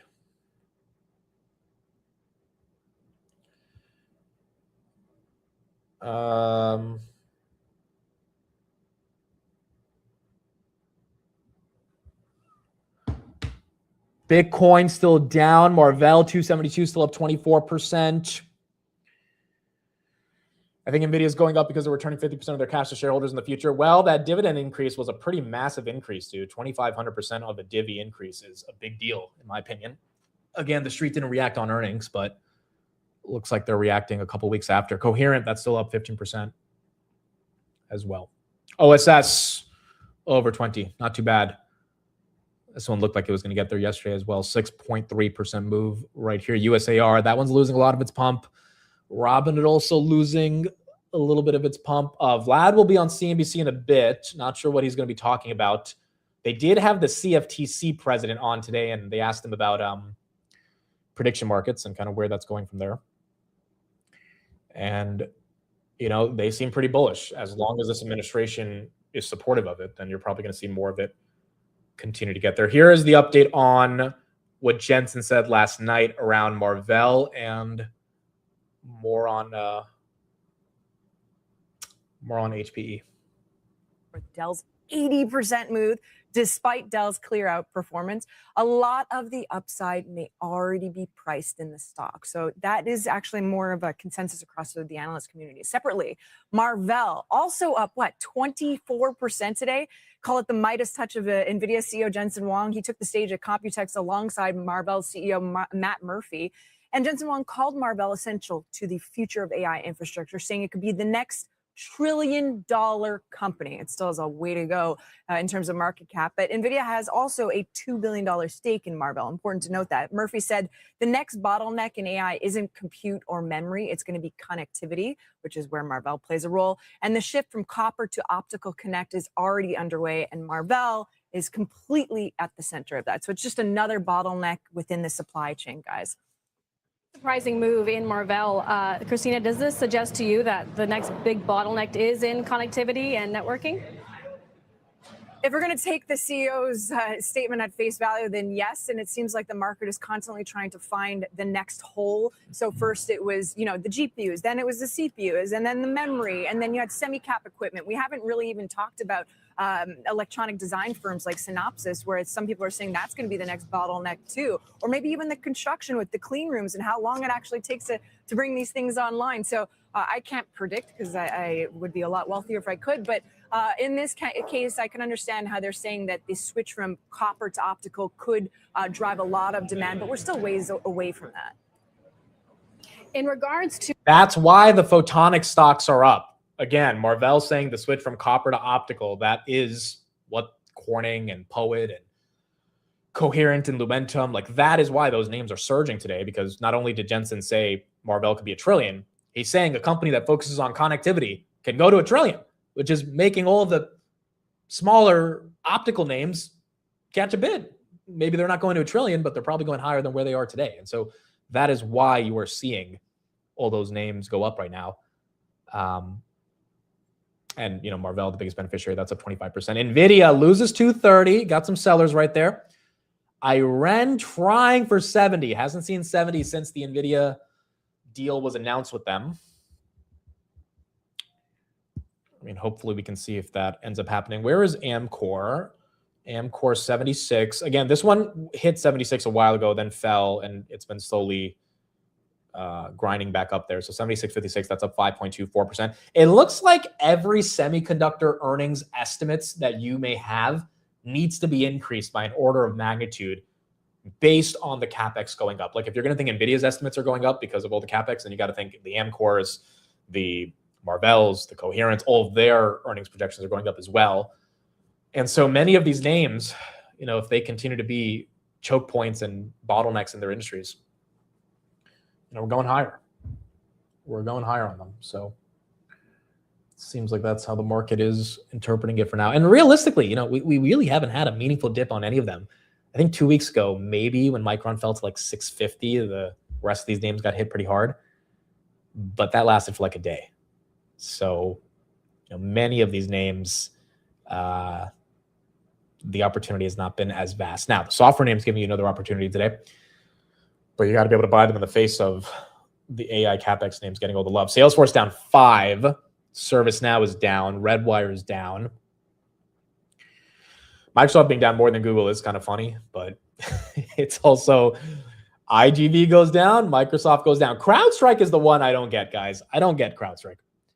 Phenomenal company. I get cybersecurity is important. They just got upgraded to $800 today. This is one where I really do feel like the analysts are chasing. For all I know, it's going to be $900 on Wednesday, but this one is kind of expensive. And so I really hope that on Wednesday they put up earnings that are just unbelievable. And those earnings get the market to think that cybersecurity is not dead. That would be a catalyst for all the cybersecurity names, but it would also be a catalyst for all the software names. But I just don't want them to have an earnings where the market's like CrowdStrike's up by like 30% more than it should be, because that would be not the best for IGV in general. So same thing with Palo Alto. I mean, this thing is approaching all-time highs. But the reason I'm only a little skeptical here is because these companies don't put up good earnings. Like Palo Alto is growing 15%, CrowdStrike's growing 22%. Like they don't have these massive, crazy growth rates. And I think maybe this is the quarter where they reaccelerate and the market's like, oh crap, like cybersecurity names are growing. But if they don't, do we get a Z-scaler where that thing fell 30% after pumping 40% a month into the print? Service down. That's what we call it on the red days. On the green days, it's service currently right now. On the red days, it is service down. Amit, thank you for showing up every morning, doing due diligence, sharing your honest thoughts, providing comedic relief, analyzing data, and above all, being our investing a friend. XANTHROS, the most important part of that sentence, of that comment, it's a very lovely comment, and it means a lot to me. The most important part of that comment was providing comedic relief. That's the part that I just want to be funny my whole life. I just want to be funny. That's it. I just want to be funny. That's it. That was my dream. And now I get to be funny every day in front of all you guys. You guys allow me to live my dream every day by making you laugh. It's really, it's quite emotional, to be honest. It makes me quite emotional. Keep trying, buddy. Okay. Whatever. The idea that no one here has laughed at least once because of something I've done, even if you were laughing at me, a laugh is a laugh, okay? A laugh is a laugh. Broadcom losing some of the pump, 478. 478. Save it for your grinder profile. You guys are hilarious, bro. You guys are hilarious. No, we laughed at Cat Williams. You are the funniest when it's accidental. We've had some pretty big accidents and mistakes here. It's part of the show. It's part of the show. SoFi, are we going below 18? Oracle just flipped green. CoreWeave 126. Take CoreWeave down to 100 again. That is the loading zone for CoreWeave. I know I bought it last night at 125, but let's take her down. I was going through some of their numbers last night too. It's the Jensen cosign along with the amount of backlog they have. I mean, if this CapEx thing is not slowing down, you would just imagine all the neoclouds are going to continue to get a bit. Vertiv, that's up. Liquid cooling, we need that. Lumentum Optics, that's up. Snowflake, that's down a lot today, but it's also up a lot over the past 2 weeks. So I feel like it's taken a normal breather, but nonetheless, it's still down. Adobe, that's down 3%. The memory story continues to be one of the most exciting stories in the market. I wonder at what point more and more people just say, you know what, screw it. Like Micron's going to 2000. SK Hynix chairman came out this morning and said, we're going to double capacity in 5 years, which is nothing. Like the amount of demand we have for memory, doubling capacity in 5 years is nothing. Like even if they double capacity, it looks like there's going to be a supply and demand imbalance for a while in memory. You know, maybe instead of buying a Micron or a Seagate, DRAM's the way to play it. I mean, I think that just might be the easiest way to be like, all right, instead of having to literally buy or pick a stock, just going along the sector. Might be the way, but it's also, you know, I get a lot of people in the chat saying it feels a little euphoric. I get it. Like Jensen says, oh, this thing's going to $1 trillion and it moves up 30 billion in one session. Like it is, sorry, 40 billion. It is a little weird. Actually, it's 50 billion. It was at 190. Now it's at 240. So it's actually 52 billion. Micron's up. And yeah, it feels a little euphoric. But at the end of the day, if he's right, then people are going to hold on to Marvell.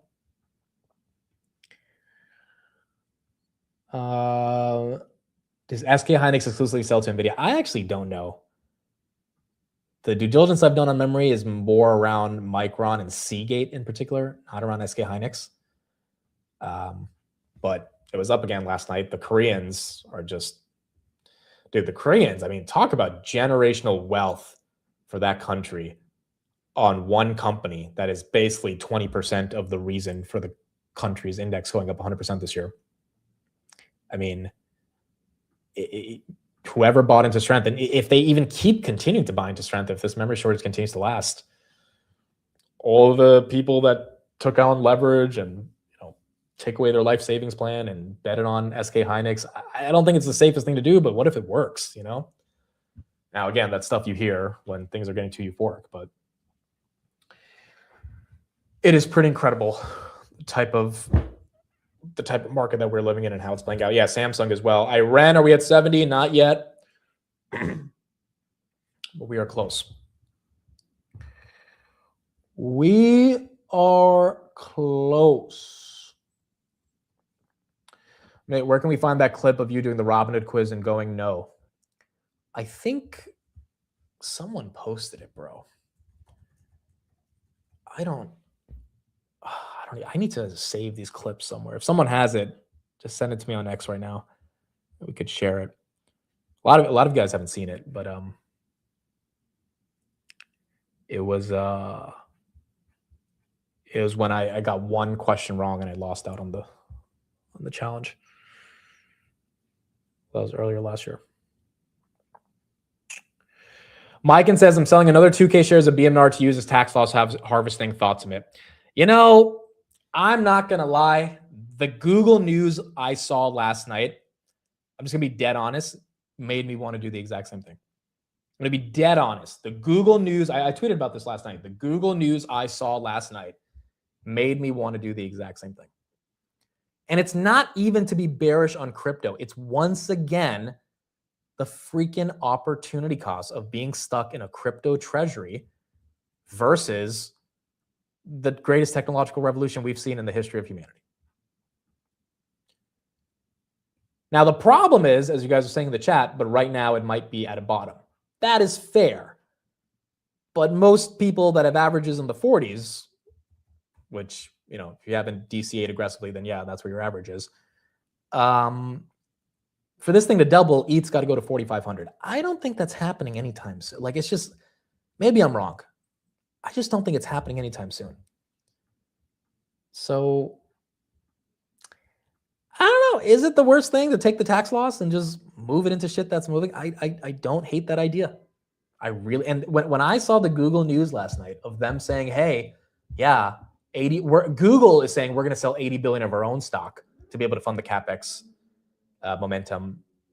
Doesn't that signal that if you've got a loser in your portfolio, you sell your own loser to fund investments into the CapEx ecosystem? Like, if Google's willing to do it, I don't know. I think it is definitely something to think about when it comes to reevaluating a portfolio based on that news. Like, that news was so monumental and changed the entire paradigm for how we think of the CapEx build-up. For anyone who said, even Chris last night, his big bear case has been for the past couple months, CapEx will slow down. He legitimately admitted last night that bear case is gone. He said, at least for the foreseeable future, that bear case is completely gone. And it's like, yeah, like, Google's not doing this for fun. They don't need $80 billion to, you know, shower in. They need $80 billion so Marvell shareholders can shower in money, because they're going to give all that money to Marvell and Broadcom because they got to fund the CapEx build up. So I don't know. It's one of those things to kind of think about. Yeah, it's not an emotional decision at all. It's purely 100%, Connie. It's really like opportunity cost. Where do you want the capital to be? I mean, Meta's been an opportunity cost. Now, it's easier to hold on to Meta versus a MicroStrategy, because it's freaking Meta, right? Like, MicroStrategy, at the end of the day, you got to hope Bitcoin goes up and you get an MNAV above Bitcoin. Like, whereas Meta is, it's freaking Meta.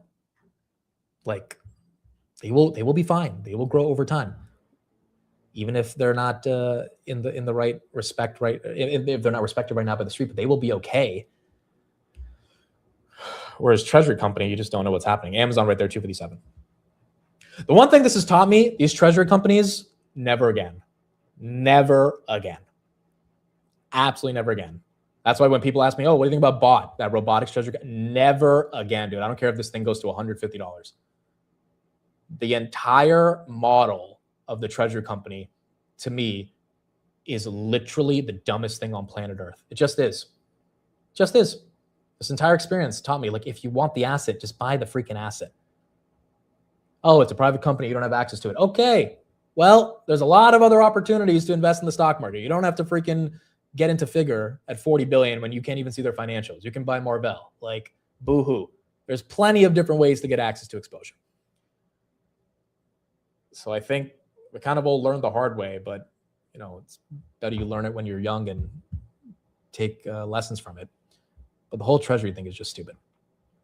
Especially when the whole model, especially on this robo strategy thing, is they have to dilute in order to buy more shares of these robotic companies. So they're using retail as exit liquidity to do this creative issuance to make it more, like, it's so stupid. Like, when you really look at it, it's like, oh, this is kind of dumb. This is really dumb. And the AI names that actually have earnings and have real cash flows, you know, it just seem like a better bet. Tesla getting a bid right here, 420. 420.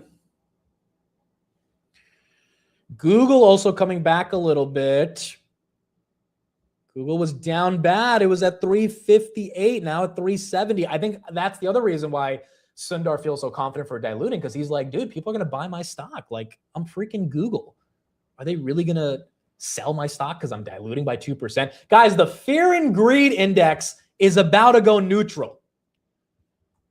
I mean, like, again, the bears don't really have an argument here. The fear and greed index at all-time highs is about to go neutral. I mean, this is just incredible. Like, this was at 67 3 weeks ago, and the S&P was 3% lower. Why are we going neutral? Probably because the market environment is pricing in higher expectations for earnings, which means the sentiment around buying stocks that are trading at discounted valuations, like a Meta at 600, doesn't feel extremely greedy. You know? I think we're seeing this shit continue, man. think we're seeing it potentially continue.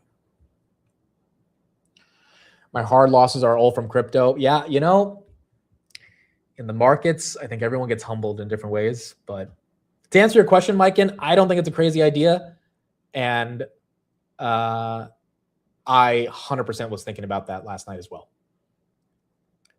And I haven't made my mind up yet, but the idea of taking a tax loss harvest and being able to offset a bunch of gains, it's one of the cool things about taking a loss. You could say, you know, you procured capital losses, as Chamath would say. You didn't take a loss. You know, you made sure to switch the fundamental paradigm by which your account sees capital expenditures from the outflows of a stock you had a lower cost basis on than when you bought it. I mean, like, you know, there's different ways to intellectually frame it to yourself. And then you put that money into some shit that has actual profitability and you move on. Like, that's it. The other big reason I was thinking about it last night is, again, I showed this. We talked about this. Tanner did a video on this a couple weeks ago. If this guy is buying ETH to literally reach a milestone so that he gets paid, because he gets like $100 million at 5% or something, this 5% alchemy nonsense, then I mean, since I found that out, that has led me just to feel completely betrayed and like this is just stupid at this point. Like it is what it is. I'd rather admit I'm wrong and move on and not have the stench of this anymore. Like, especially because, again, he's diluting below MNAV when you should be buying back the stock. I don't know. But then again, you think about the crypto cycle and you're like, okay, well, is it really, you know, is crypto really, we're at 67 on Bitcoin. Are we really going to 40, 50? It's like, probably not. But then again, let's say we go back to 75 and let's say BMNR gets to like 23 or 24 or whatever. The idea that ETH is going to go on this massive run, Bitcoin's going to go on this massive run in the next few months, maybe it happens. But if it doesn't, it's like you probably are better. And if it does, by the way, AI is going up too. Like, you think if Bitcoin goes to 150,000, Nvidia is not going to be closing in on $300? Like, there's no way in hell that Bitcoin goes to the moon and AI tech stocks are down. Like, the opposite can happen, but vice versa can't be the case because Bitcoin is a measure of risk and liquidity. And ultimately, if risk and liquidity is going into tech stocks, theoretically, Bitcoin should be following it. If it's definitely going to the Bitcoin, that means there's so much euphoria for people to speculate that the tech stocks should be going up to the moon as well. So I don't think it would necessarily change. Where are you at in CoreWeave if it drops more? I mean, realistically, I would love it again at 100. We're at 123, probably 105. I would start DCing. I don't think there's that much of a difference, but I would want it in the low hundreds again. Let's see if we can get it to go down. BTC has died like 20 times. It'll come back 100%. It'll come back. Not saying it won't come back. It's just, once again, opportunity cost of holding in the midst of more of these other names continuing to get a lot more momentum. And just, you know, what do you feel more comfortable holding? Do you feel more comfortable holding a treasury company or something that has cash flows? And if you really feel so valuable about the asset that the treasury holds, then you just buy the asset. You know, like that to me is kind of the simple conclusion on this and the lesson from this entire experience. SMCI right there, still up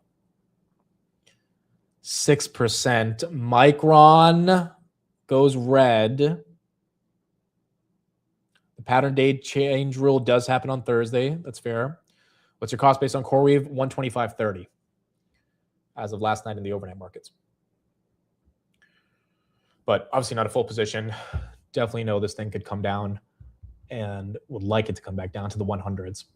It's just, again, this Google news. I don't see how this is bearish for CapEx. I really don't. I really freaking don't. Now, how do all the semis dump? Well, we get a short-term top. But we need to actually see some evidence for that short-term drop. And we'll talk to Jason about that today on TT. Maybe he can kind of see where he thinks the market's going. The Google news was that they're diluting by $80 billion. First time a large cap is diluted this much in 15 years. And they're diluting to fund their CapEx. So the market's interpreting it as bullish, but it's also technically bearish because it's dilution, but it's not really bearish. And it's super bullish for all the beneficiaries of the CapEx, right? That's what matters. Yeah, but BitMine is getting staking fees. Yeah, but I don't think so. Here's the other thing. I don't think the staking fees matter that much because the ETFs can now stake. So it's not like it's some unique advantage to BMNR. Number two is the staking fees are not what's going to get BMNR to go up. It's Ethereum going up, right? Like, make no mistake about it. It's either Mr. Beast turns into a $1 trillion company, which I still think that investment was really stupid, or ETH goes up. And until it does, right? Like, I don't think you're going to see this one make a big move. So again, it's a small part of my portfolio, but the fact that I have to look at it every day, I'm just like, this could be allocated somewhere else, and it could be allocated somewhere that Google and Jensen are telling you to be long on, which is just a little bit more exciting than Tom Lee, who wants to get a big payday by acquiring more ETH. I mean, it is what it is. It's calling a spade a spade. That's what it feels like. Corning, by the way, 9% up on the day. Also, I have enough crypto exposure with Hood, you know. People have told me for the longest it's not exposure. Oh, trust me, this is exposure to crypto. I remember I got clowned in 2023 being like, I don't need to buy Bitcoin, I have Hood. You're like, that's not Bitcoin exposure. I'm like, dude, I don't know if you've seen this thing move, because it moves. And it has massively outperformed Bitcoin since 2023. Rubio just got some comments from him. Iranian conventional shield has been substantially eroded. We are in talks with Iran. There is a prospect that Iran has agreed to negotiate aspects of the nuclear program that they previously refused to mention in discussions. Iran deal could happen today, tomorrow, next week. Thanks, Rubio. That helps us out. We think our budget will go through some changes. Iran still has a lot of drones. Today, there is no Iranian Navy. Oh, Rubio's testifying in front of the Senate? Huh. Okay, that's where we get these quotes. Let's go to that real quick. From what supply chain and the critical minerals and everything else that's in the bottleneck. These are things that are relatively new to us. They've always been there, but COVID underscored that. Partner. Helps the American people, and it's guided every decision that's been made since January of 2025. I'll give you a perfect example in our own Western Hemisphere, an area that this committee and many of its members long argued, as I did, has long been neglected and not been paid attention to. We now have in this hemisphere a coalition of friendly countries, over a dozen, who have aligned to work on not just the issues of security that we all have in common, but also economic prosperity that go hand in hand. It's an amazing story that basically, other than Nicaragua, other than Cuba, obviously, continues to be reoriented around the real foundations of national strength. This budget is yet another step, I believe, in that direction. Obviously, the appropriators here. I think he's trying to get them to give us the 1.5 trillion on the budget. So the quotes about Iran, I don't have the exact clip, but he says Iran has a lot of drones and we are in talks with Iran. There's a prospect that we will get to an agreement today, tomorrow, or next week as we are negotiating aspects of their nuclear program. S&P very close to flipping green right here, 758. But we are still slightly red. Okay, so we'll get some more quotes throughout the day from what Rubio says, but he's really not saying anything that different that Trump said yesterday around the Iran situation. We don't fully know. Mitt, where do you get your news from? I get it from cactusjack.com. You can sign up there for free. There is a guy on this planet named Cactus Jack who can curate news better than, in my opinion, anyone else on the planet. So you can sign up there for free. If you want to support, you can pay $5 a month to support it, but it's totally free to sign up. And that is where you can get all the news. Okay, here's the clip of Rubio on Iran. Chose to act to deny them that point of immunity. Operation Epic Fury, some of you didn't like it, some of you did, was highly successful in achieving its military objectives, which is dramatically reducing the defense industrial base of Iran. The ability to build these missiles and to build these drones, especially the missiles program, substantially degraded. A substantial percentage, and I'll leave the exact numbers to the Department of War because I'm not a general and I'm not here to speak as a military planner, but a substantial degradation in the number of launchers that they have as well. They still have a lot of drones because these are easy to make. We all know it's not an Iran challenge. This is a global challenge. Chose to act to deny them that point of immunity. Okay, so nothing that different. Nothing that different from Rubio right there. By the way, Steph Curry signed with a Chinese brand yesterday, which ironically we were talking about Nike yesterday. I cannot believe Nike didn't get this deal. I think that's why Nike's down 3%. It's Steph freaking Curry. The fact that Nike could not land a deal with him and he goes to a Chinese company for a 10-year deal. The guy's about to retire, by the way. He's not going to be playing for the next 10 years. The fact that his legacy is going to get cemented via his brand in China, Li Ning is the brand, over Nike is an embarrassment to Nike. Just calling a spade a spade. It's an embarrassment that Nike could not get that deal done. And it probably wasn't about money. Nike has the money. It had to be about a cultural alignment that Curry wasn't seeing with Nike. He had to go to freaking China to get excited about launching a new deal. And you know, people can say, well, the Chinese market is bigger and there's more people. Yeah, it's like, okay, sure. But that once again undermines Nike's brand. Nike has a big presence in China. You know, one could argue Nike's brand is even more popular in China than it is in other places of the world, even if other homegrown brands like Li Ning obviously have the advantage of being vertically integrated into China. But Under Armour completely, I mean, Curry really made a mistake signing with Under Armour early in his career. I mean, like that didn't go well. I mean, I don't know anyone who got super excited for Under Armour athletic gear via Steph Curry's brand. And I think he knows that. And so the next deal was supposed to be the big one, and Nike couldn't land it. So, you know, I think from Nike's perspective, that brand is just continuing to fizzle in a lot of different areas. 758.50 on Nike. Nike messed up their pitch already. They had an old PowerPoint with Kevin Durant's name in it. Wow. That is crazy. Okay, Netflix. Yeah, so I actually was looking at Netflix last night. Netflix is an absolute buy at 75, in my opinion. At 85, it is, I think, a nibble. The problem with Netflix is the growth estimates for this year are lackluster based on the numbers that I was looking at last night and based on the forward guidance. Having said that, you haven't really had a chance to buy Netflix as cheaply as it is today, other than when it went to 75. And that was when the controversy happened between the Warner Brothers deal. The problem with Netflix is, once again, they're not growing. S&P flips green right there for the first time today. They're not even growing like a tenth of what some of these AI CapEx names are growing. Now, free cash flow, profitability, yada, yada, all that stuff, sure. But like, what's the thesis on Netflix outside of more subscribers, more content? Like, there isn't one. There's definitely not an AI thesis. CrowdStrike, hell of a more expensive multiple, but there is a hell of a better thesis with the Mythos release and how much more cybersecurity is going to be needed in a world of AI. So I think the question is, do you pay a higher multiple for something that is more AI adjacent, or do you pay a lower multiple for something that is disrespected like a potentially a Nike, but also a Netflix, even though Nike's multiple is still stupid. Nike still trades at 29 times. I don't understand anyone buying Nike. I don't get it. I really don't get it. Like, Meta is cheaper than Nike. And if I put a gun to your head, I think you would say you'd rather own Meta than Nike for the rest of your life, right? So Nike just, there's a fundamental valuation disconnect. But that's the issue with Netflix. It's like, I think Marvel probably outperforms Netflix from here, even after this pump, right? And if it's about money versus about like holding on to it fundamentally, because that's a different question,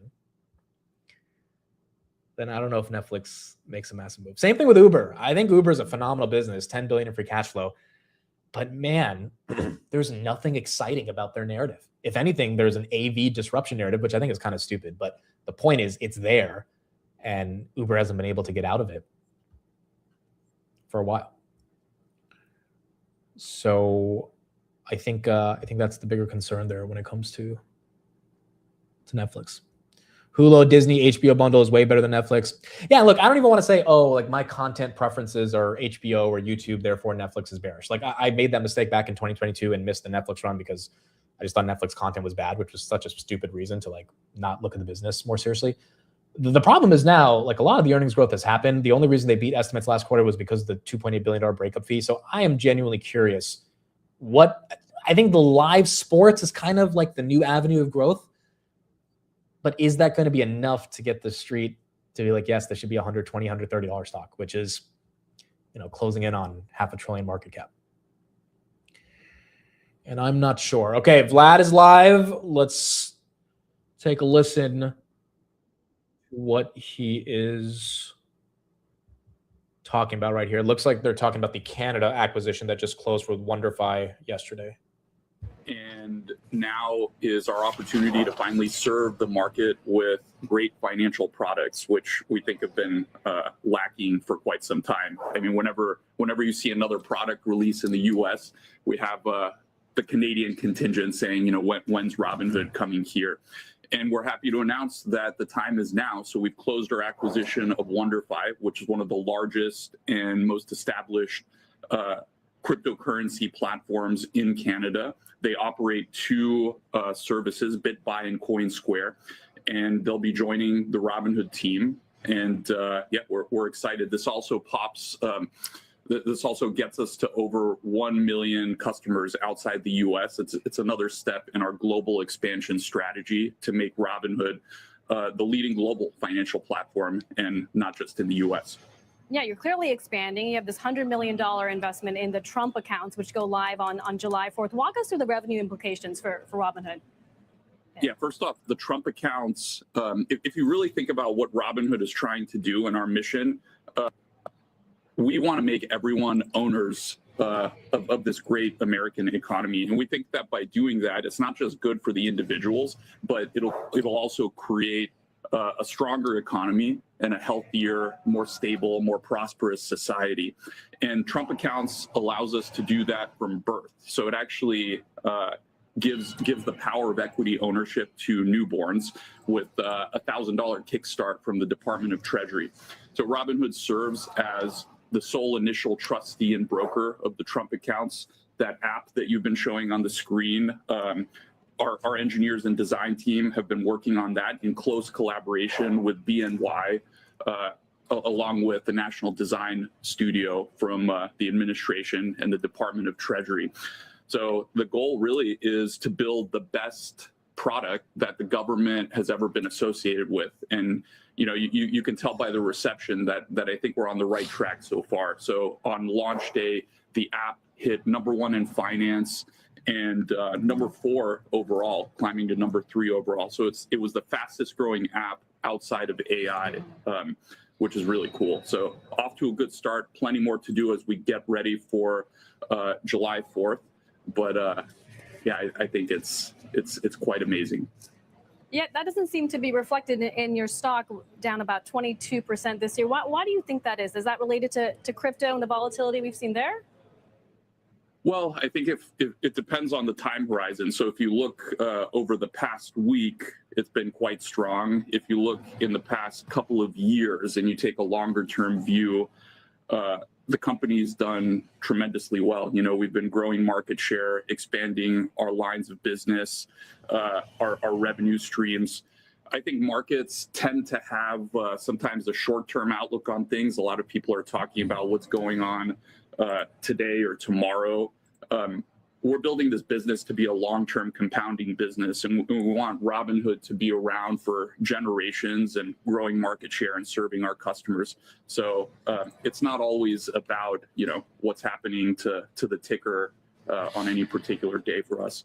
Although, Vlad, I was actually just looking at your stock versus Bitcoin. Over 5 years, the correlation is pretty obvious on the chart. But if you go to 2 years, you have been able to put some space between the stock and Bitcoin outright. I wonder if you think that's an important mission to diversify away. Well, we've been diversifying our business anyway, and that follows from our need to take care of our customers. When we hear from customers, they want Robinhood to be on the cutting edge and to build new things that redefine the future of financial services. So you saw last week, for example, we're continuing that process. We are pioneering a category that we call agentic finance. So we rolled out two things, the beginning of agentic finance. And really the idea is how can we actually give you the power of all these AI capabilities with the safety and security that you expect from a regulated, trusted brokerage platform. So we have agentic trading, which allows agents to trade on your behalf safely from your brokerage account. and also agentic credit card that gives the power of our 3% cashback credit card to your agents as well. So we're continuing to diversify. Also, the core business continues to be strong. You know, we're seeing equity participation and the natural compounding of our core business. Matter of fact, yesterday was our record equities trading day.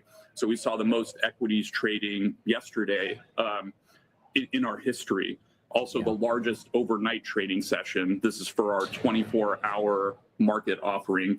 And I'd say, you know, to see that when, as you point out, crypto is in a little bit of a winter and we haven't quite seen the IPOs coming in that people are getting excited about, just shows the natural compounding power of the core business. Hey, Vlad, it's David. Just real quick, another area of diversification. I mean, the prediction markets. Now, I wanted to get a reaction to this news we got on Friday from Kalshi, and this involves crypto as well. It's going to launch perpetual futures contracts starting with crypto. Give me your sense there in terms of what that means, both as a competition or an opportunity. Yeah, so we've been offering perpetual futures for quite some time in Europe. So you might remember we acquired a crypto exchange, one of the longest continuously running crypto exchanges in the world, Bitstamp. And so we launched perpetual futures about a year ago. So bringing those to the US is obviously something that's very, very attractive. Now, I think the US also has established traditional futures markets, which we've been offering. So I think it's a positive development. You know, our US customers should have access to these innovative financial instruments without having to rely on unregulated offshore platforms where they VPN in to get access to it. So yeah, as it develops, you should see the products improve, and of course we'll be looking to continue to add everything that our customers want in a safe way. Prediction markets, agentic AI, there's a lot going on. Vlad, thank you for making the time. Vlad Tenev, CEO of Robinhood. Always a pleasure. Why didn't she thank Cactus Jack, who's also in the background and took the time to be there? I mean, I get thanking Vlad, he's important, but the lack of thanking Cactus Jack in the background right there. A little bearish, to be honest. S&P 758. Yeah, I don't think Vlad said anything that we didn't know. Pretty much sort of the core arguments around the AI build out in the context of agentic trading, which is one of the big things they announced. He tried to diverge them from, you know, talking about Bitcoin as like their key, I guess you could say, way to be compared, you know, the thing that essentially Robinhood gets seen as, which is a proxy to Bitcoin. So he tried to say that they're diversifying the business, which they've been saying for a while. I don't know how much the street fully believes in that, but nonetheless, they've been saying that. And then the agentic trading stuff, they really did need a tailwind outside of, you know, the credit card, which is the thing they announced back in March. And the agent stuff, I haven't looked at it yet. I haven't really connected my account to it yet. I haven't seen like what it can be, but yeah, agentic trading is going to be a big thing. Every financial institution is going to adopt it, just like tokenization. And it was important for Robinhood to officially put out that that product. So I thought that was good. Hood right there, still down on the day, 3.4%. Nike's down, Netflix down 2%. CoreWeave now down 1.5%. Tesla 421, a little bit of a rip. T1 Energy, this one also Leopold has a lot in. So you got Keel and T1 have been some of the bigger buys that he made in Q1. That stock up now 14%. A lot of people thinking this can potentially pull a Bloom. It's more in the solar space, not the fuel cell space. Bloom right there getting almost back to 300. As that continues to go green. Lumentum, again, the photonics names, Marvell really carried them last night. Look at that. Lumentum was 850 yesterday, 1,000 today. Now, again, this thing can go back to 850 really quickly. Like these names, they flip 10% up and down almost every other day. But when you have a catalyst like Marvell talking about the optical networking business, and then you have Jensen saying Marvell should be $1 trillion. By the way, the markets are so inefficient. You know, Jensen says Marvell should be $1 trillion, and Marvell only pumps $50 billion. Like, we talk about efficient markets, but like Marvell should be $1 trillion. If Jensen says it's $1 trillion, like, the efficiency of these markets are horrible. This thing should be $1,000 a share right now. So I guess that efficient market hypothesis is not really playing out yet, but that was a tailwind for all the photonics names. CoreWeave up or down 1%. ServiceNow down 8%. It is one of those market folks. You think you got a little bit of momentum getting through the SaaS apocalypse, and a day like today brings you right back into it because there's too many AI names the street's more excited about. Now, having said that, ServiceNow was stuck at $95 basically for the past month. So, if you bought it at 138 yesterday, you're probably upset. But if you bought it at 95, you can't be that upset. It's probably a little bit more of a healthy, consolidated move. It is going to be important for or impressive for the software names to go up more and more and more and more and more, just like the AI names have, because they need more catalysts. And quite frankly, the software names don't have any catalysts outside of the fact that they're undervalued, outside of earnings as well. But the AI names get a new catalyst every day. Every freaking day, right? Jensen says Marvell should be $1 trillion. Marvell has some presentation on photonics. NVIDIA losing its whole pump today. That's kind of annoying, but 232 to 226. But there's like Google, 80 billion dilute. There's always something new. Corning's almost 200 for the AI names to latch onto. Whereas the software names, really, it's just sentiment, undervaluation, and then the perception of their earnings growth in the context of AI. Nebius, by the way, lost its whole pump as well. So Nebius and NVIDIA and CoreWeave all losing their pump. What is the link for Cactus Jack again? It's pinned, but I'll put it right here in the chat. It's cactusjack.com. And you can click on it right there to get access to the WhatsApp, which is where we distribute the news. I still think the SaaS apocalypse is possible. I really don't believe in this. I think the SaaS apocalypse is stupid. I think the entire narrative is stupid. I really disagree with the idea that these companies are dead. Now, the opportunity cost of being stuck in a ServiceNow, which, maybe your upside target is like 170, 180 versus a Micron that might go to 2000. That's a whole different question. It's not a question of on which one's going to outperform. It's a question of, are these names structurally and fundamentally going to be destroyed in the coming years because of Anthropic? I'm like, no, that's not happening. Like, look at their earnings. Like, it's not happening. It's almost the sort of the same thesis for the supply and demand imbalances for the memory stocks. It's like, look at the supply, look at the demand, look at their pricing power, look at the forward multiple. It's probably got to go up. The cyclical narrative is stupid. Boom, Micron gets re-rated. I think that's going to happen to software names. In the past couple of weeks, we've seen Snowflake, Datadog, Zeta, 18 to 25. I mean, that's a hell of a move. Now, maybe it's not Micron 300 to 1,000, but the point is these names are not dead. They're putting up real growth, profitable growth. S&P trying to go for 760 right here, which I think would be an all-time high if we touch it. But they will be used as a source of liquidity to buy the semi names, So if that happens, then those names are going to go down. Google getting a nice recovery. I mean, it's barely down, bro. Sundar announces 80 billion of dilution. Market's like, okay, cool. That's all you got? I mean, this is why, you look at your portfolio and you're like, how much more AI CapEx exposure can I get? Because the market has the appetite to absorb all of it. All of it. Now, maybe Google will dump in the coming days or when they actually start diluting. But the point is, they should be down today on that news. And they're not. Is Oklo getting a pump? Oklo is getting a little bit of a pump right here. Oklo's another one, dude. I mean, look, when it was at 200 back in October of last year, yeah, that was like real peak euphoria. I don't know if Oklo is going to be a generational nuclear play, but I know we need a lot more nuclear. And I know they have ties to the DOE. And eventually, if they announce a deal, this thing's probably going up. What's the market cap on this? 12 billion? I know there's no revenue. I get some of this stuff. Again, Steve and I talked about it on Basis Points last week. Some of this stuff, you take a certain percentage of the portfolio that you're okay to speculate with, that you're okay if it goes to zero. It helps fight back against FOMO, and it also helps you take a little bit more risk in an environment where maybe taking some of that risk is okay, especially if there's a thesis around that risk, which for Keel, it's data center deals. For Oklo, it's nuclear ambitions. And you allocate and see kind of how the market thinks about it.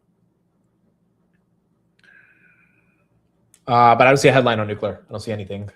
I don't know if Rubio said something about it, but I don't see anything on it. ServiceNow still down 124.60.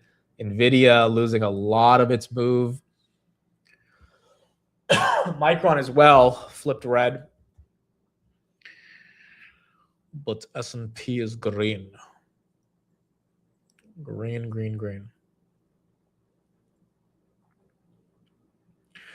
What are you thinking of Grab right here? Same thing I've said over the past couple of days. I think Tanner said something similar about Nubank last night as well.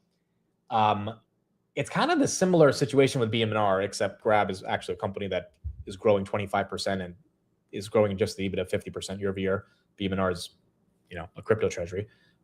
Both of these assets, whether it's crypto, international banks, etc., they aren't like, why should the market care about them when Jensen says Marvell is going to $1 trillion?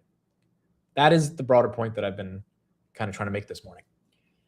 And I think you have to look at portfolio allocation and decide what you want to do if that's the case.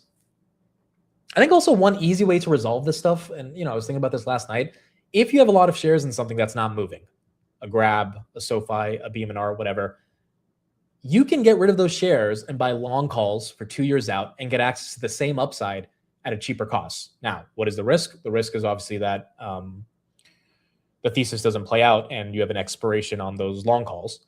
So, that could go to zero. But you are spending a significantly less amount of money to get exposure to the asset class. And if it does run up, then you could sell the contracts and boom, you've made money on the asset. So that's one way to play it. The other way to play it is not put net new capital into the assets that aren't working right now, because you can obviously see where the money is going. And then the third final way is to just sell and move on. I think all of those are legitimate ways to kind of think about this. But the broader point is, when Google's diluting by 80 billion, I think the market is like, we don't care about anything other than what Google's going to be spending that 80 billion on. Coherent, by the way, 18% on the day. And I think we just have to freaking accept that.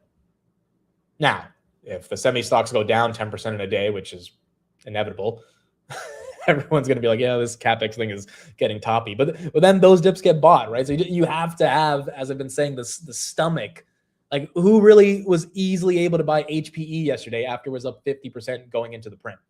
Yeah, it's up another 25% right here, but you have to really hope that thing would. The same thing I keep saying about Broadcom. It's at all-time highs. If we look up on Friday and Broadcom's at 550, is that going to surprise anybody? No. But knowing that it could probably get there, knowing that Dell did it, HPE did it, SMCI did it, all these companies crushed and went up in the AI CapEx space. Marvell basically did it. Is Broadcom the next one to do it? And would you be willing to buy it before it happens? It's tough. It's really tough when you've got names that are trading at incredibly discounted multiples like a Meta right here. Meta at least getting a little bit of a move, up 1% right now, as that continues to go green. I think it's just, the thing that's happened in 2025 is that the AI, here's the thing that I think, look, it definitely caught me off guard, and I think it caught a lot of people off guard. I think it definitely caught the street off guard as well, which is why these estimates on earnings have been so awful, and Dell is able to go 40% in a day because they beat earnings by 75%. And these fancy Wall Street analysts are supposed to know how to price this stuff, and they can't. The AI CapEx theme has fundamentally gone into overdrive in 2026. And that means assets like a crypto, like a Grab, like a SoFi, that are not associated with that theme in any capacity, software to an extent, even though, software is starting to make a bit of a comeback, especially if they can make an AI narrative with them. They just don't matter. Like drone stocks, which I've only gotten a bid over the past couple of days because Trump is investing in them. Like, they were dead the whole year and we had a freaking war. Drones couldn't get a bid and we had a war. We're going to need a lot of drones for war. We're probably going to have more wars in the future. Like the theme has been so evasive that things that you would think are an obvious beneficiary cannot catch a bid because we have never seen this level of capital expenditures in the history of American capitalism. I mean, America is not really a country that invests. America benefits from all the other countries that invest. We sell services. Now we're actually selling construction.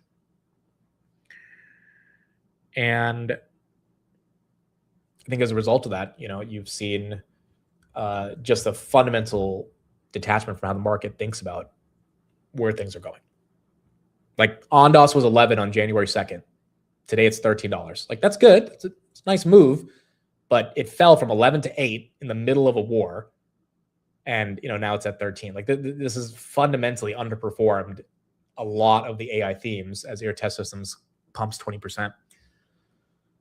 Simply because, the market cares more about CapEx. Now, Ondas was at 50 cents last year. That's, if you bought it at 50 cents, a different question. But year to date, the CapEx names have just been the biggest winners. I mean, even silver, right? This thing pumped in January. People thought this would matter. Nope.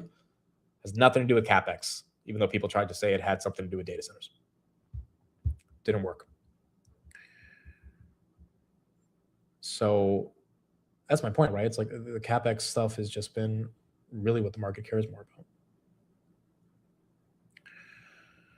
Why is NVIDIA dropping? I have no idea.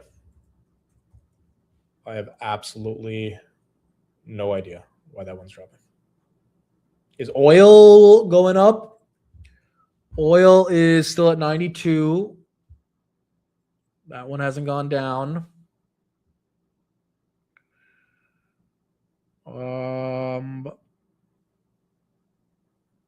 CRM does have a $5 billion stake in Anthropic. Jensen's year to date must be amazing. Yeah. I would imagine.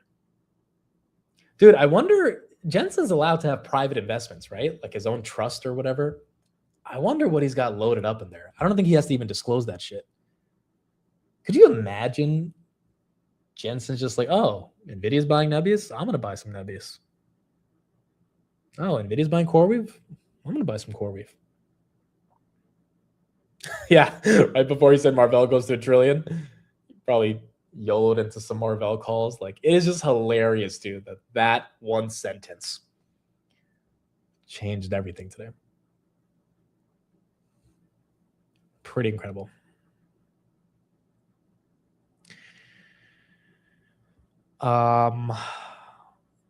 He's buying Build-A-Bear. Full port Iran. Iran got rejected at 69.57. Those market makers didn't want us to see 70 today. They took that one back down. Okay, what else do we got? We saw Jolts.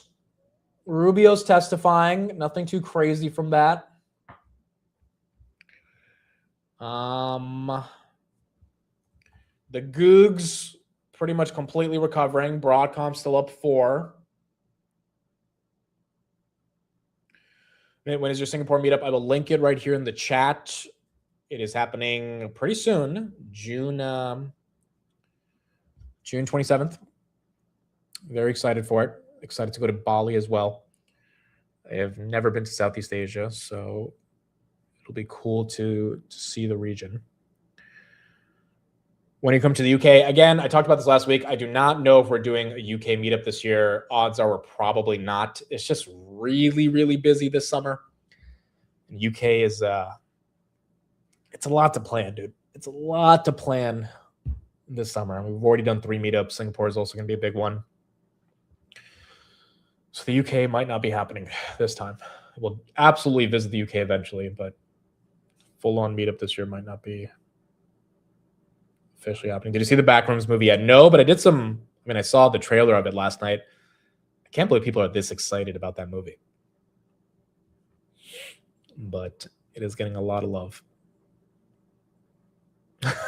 You're scared of the knives? That's exactly why I'm not going. I'm scared of the knives. Bro is scared of the ends in it. Dude, I want to go to the UK just to speak the UK slang. I want to speak the UK slang. I can already do the Toronto slang. Got me cheesing, fam. I can do the Toronto slang. I need the UK slang, bro. Listen to a couple of UK drill rappers. But I want the real UK slang. I love the accent so much. Did you see the news post about Microsoft banning Claude since it costed more than people? Yeah, I did. And we were talking about that last night with Steve. It's, Anthropic, if it was public right now, I don't think they easily get to just be the magical company that has this crazy valuation that everyone's excited about. I think they would be subject to the whims of some really harsh questions, which is, why are certain executives at companies complaining about their Claude token usage? Why is Claude not increasing the cost of tokens on Opus 4.8 and leaving it the same? I think there's some like breaking point where companies are like, we cannot pay this much for tokens, no matter how good the model is. And that theoretically can impact growth, margins, et cetera. So Anthropic's still a phenomenal company. And it's going to be multi-trillion. But yeah, Microsoft's kind of getting tired of paying for that shit. Also, Microsoft probably wants Copilot to be the default. So it makes sense why they're doing it. But the Uber COO that came out and complained about the token budget, he said they used their full year token budget in a couple months. Like, that's not sustainable. So these costs have to come down.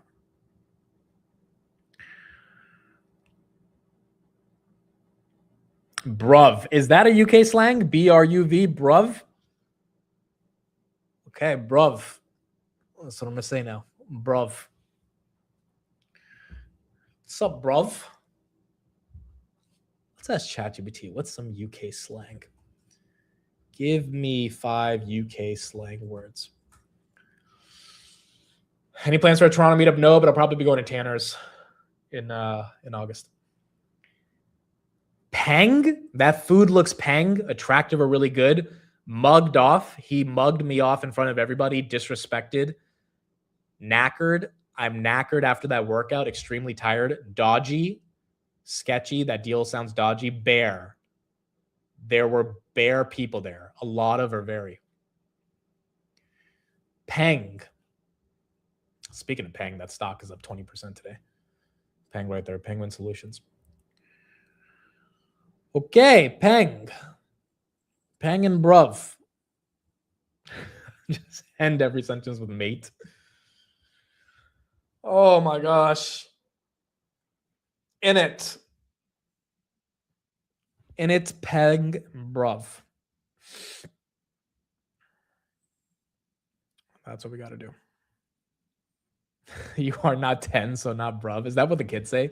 Dude, when I was walking outside this morning before the show, and I was seeing all these kids like line up to cross the street because they were like going on a field trip or something. I was like, dude, that's crazy, bro. Like, I remember being a kid lining up to, have your teachers put you in a line to go to a field trip and get into the bus. Like, man, that was a long time ago. Like, that is just not my life anymore. Now I just stare at candles all day and complain about why my stocks aren't going up. But going on a field trip, like, that's like, it's just, I'm so detached from that world now. Until I have kids, I don't think I would ever, get back into experiencing that stuff. Palantir down 6% today. You realize you're old. Yeah, no, seriously. I realized the last time I went on a field trip was 14 years ago or something. It's crazy. But, being an adult is fun. You get your own autonomy and freedom. Get to make money. That's kind of fun, So, all right. Do we have any other freaking headlines, or is that it? I think that's pretty much it. I don't see anything else, guys. Another green day for the broader markets. SAS down. Not that surprising. We've seen SAS get hit many times. Akamai, I think we got a headline right here. Akamai is enhancing security for AI factories by integrating its guard core segmentation with NVIDIA's DACA framework. Oh, is that an NVIDIA partnership? I think that's theoretically an NVIDIA partnership. There you go. Akamai, 4% up. 4% up. There you go. As your green. Jason says Amit's about to get his day trading on. I cannot lie. I have been, every time I leave the market open from 11 to 1, I get into a different zone, dude. I get into a different zone. It's been doing okay. It's been doing okay. I've been sharing some progress with Jason. I've been doing all right. learning some strategies about a whole 49-inch monitor. It's kind of fun because I literally put the 49-inch monitor in my living room, and so there's a nice view while I'm trading, and I'm just like I'm sitting there and trading, looking out into the view, and like those are my, I guess, afternoons after the market open. Trying to get better at it. So I know it's not the best time to day trade, obviously. So I've had to adjust my strategy to, look for setups that are good intraday because I can't trade at 9:30 because I'm doing the show. But it's been doing okay. Akamai right there. Shout out to Mr. Jason telling us about this stock. He'll be on for Technical Tuesday. That's up 4%. And that is green. Give us a pick of the monitor. So I posted it on Instagram. I'll link my Instagram again. But this shit is crazy, bro. It's so legit. It's so legit. This is when you guys thought I smoked because I had a lighter, even though it's for candles. It's so nice, dude. It makes this screen and this screen that I'm looking at look like nothing, bro. 49 inches is freaking amazing for a monitor. I don't know why I didn't get a bigger monitor sooner. Like, I should have got it years ago. But there's my Instagram right there in the chat if anyone wants to follow. All right. I think that's pretty much it. We'll be live for TT with Mr. Jason. We'll talk more about his thesis on some of these AI trades, where the market's going, if he thinks it's time to take some profits across the broader market. If we're going to see different updates in regards to Broadcom, CrowdStrike, a lot of different the earnings that we have and kind of what he's thinking about that market environment. NVIDIA right here losing the majority of the pump today, but at least still green. And yeah, Corning as well, getting a nice little move today. Is there anything else? I think we talked about pretty much everything today. The Google news, you spent a lot of time on that. Microsoft's collateral damage because of Google. Software stocks, collateral damage because of Marvell. Dell taking a probably much needed 5% hit. I mean, this thing was pushing 500 in the pre-market. Dell right now, 442. It's basically doubled in a couple months. So not that crazy to see that relaxing. But HPE, massive move off those earnings, 24%. And these dips probably are getting bought if the market continues to be in that area. Virgin Galactic, 40% down. That one's getting hit. But you're seeing the other space names actually have a relatively decent day. S&P 500, are we at all-time highs? We are indeed all-time highs, folks. 760 on the S&P. Okay, word of the day. Let's do word of the day. Do we have any earnings today after the bell? We have, oh crap, we have Palo Alto today. Okay, so we'll have Palo Alto, GitLab, and Ulta, and then we'll have Jason. Oh, that's a big one today, Palo Alto. That's going to be really important for CrowdStrike. All right, so that'll be one that we look at later today. And we'll see what happens. Okay, here we go. We got to start the streak again. Okay, this one's going to be kind of easy. Oh, you guys are going to think I'm cheating on this one. Let me do another one. It's limpid, but it's easy to say this word. So I'm going to do it again in front of you guys. Give me another one.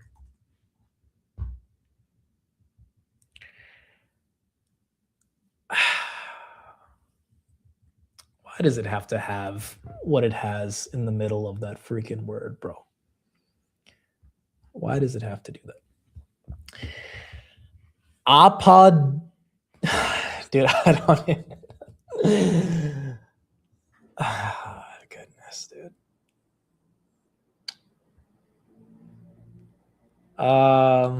You guys saw me say give me another one in front of you guys. You guys literally saw me do it in front of you guys.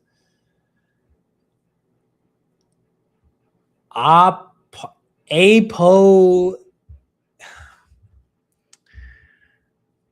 Can we do a different one? Why does this always freaking happen, dude? Apodictic, whatever. Apodictic. Stupid ass word. Expressed with unquestionable certainty, leaving no room for doubt. Apodictic. Be wary of apodictic forces in investing. Markets rarely reward certainty. I don't even think I'm saying this right. Apodictic. Out of all the fucking words this could have given to me, this is the one it picks. Apodictic. And I didn't even say it right, dude. I'm done. All right. I'll see you guys in the market close.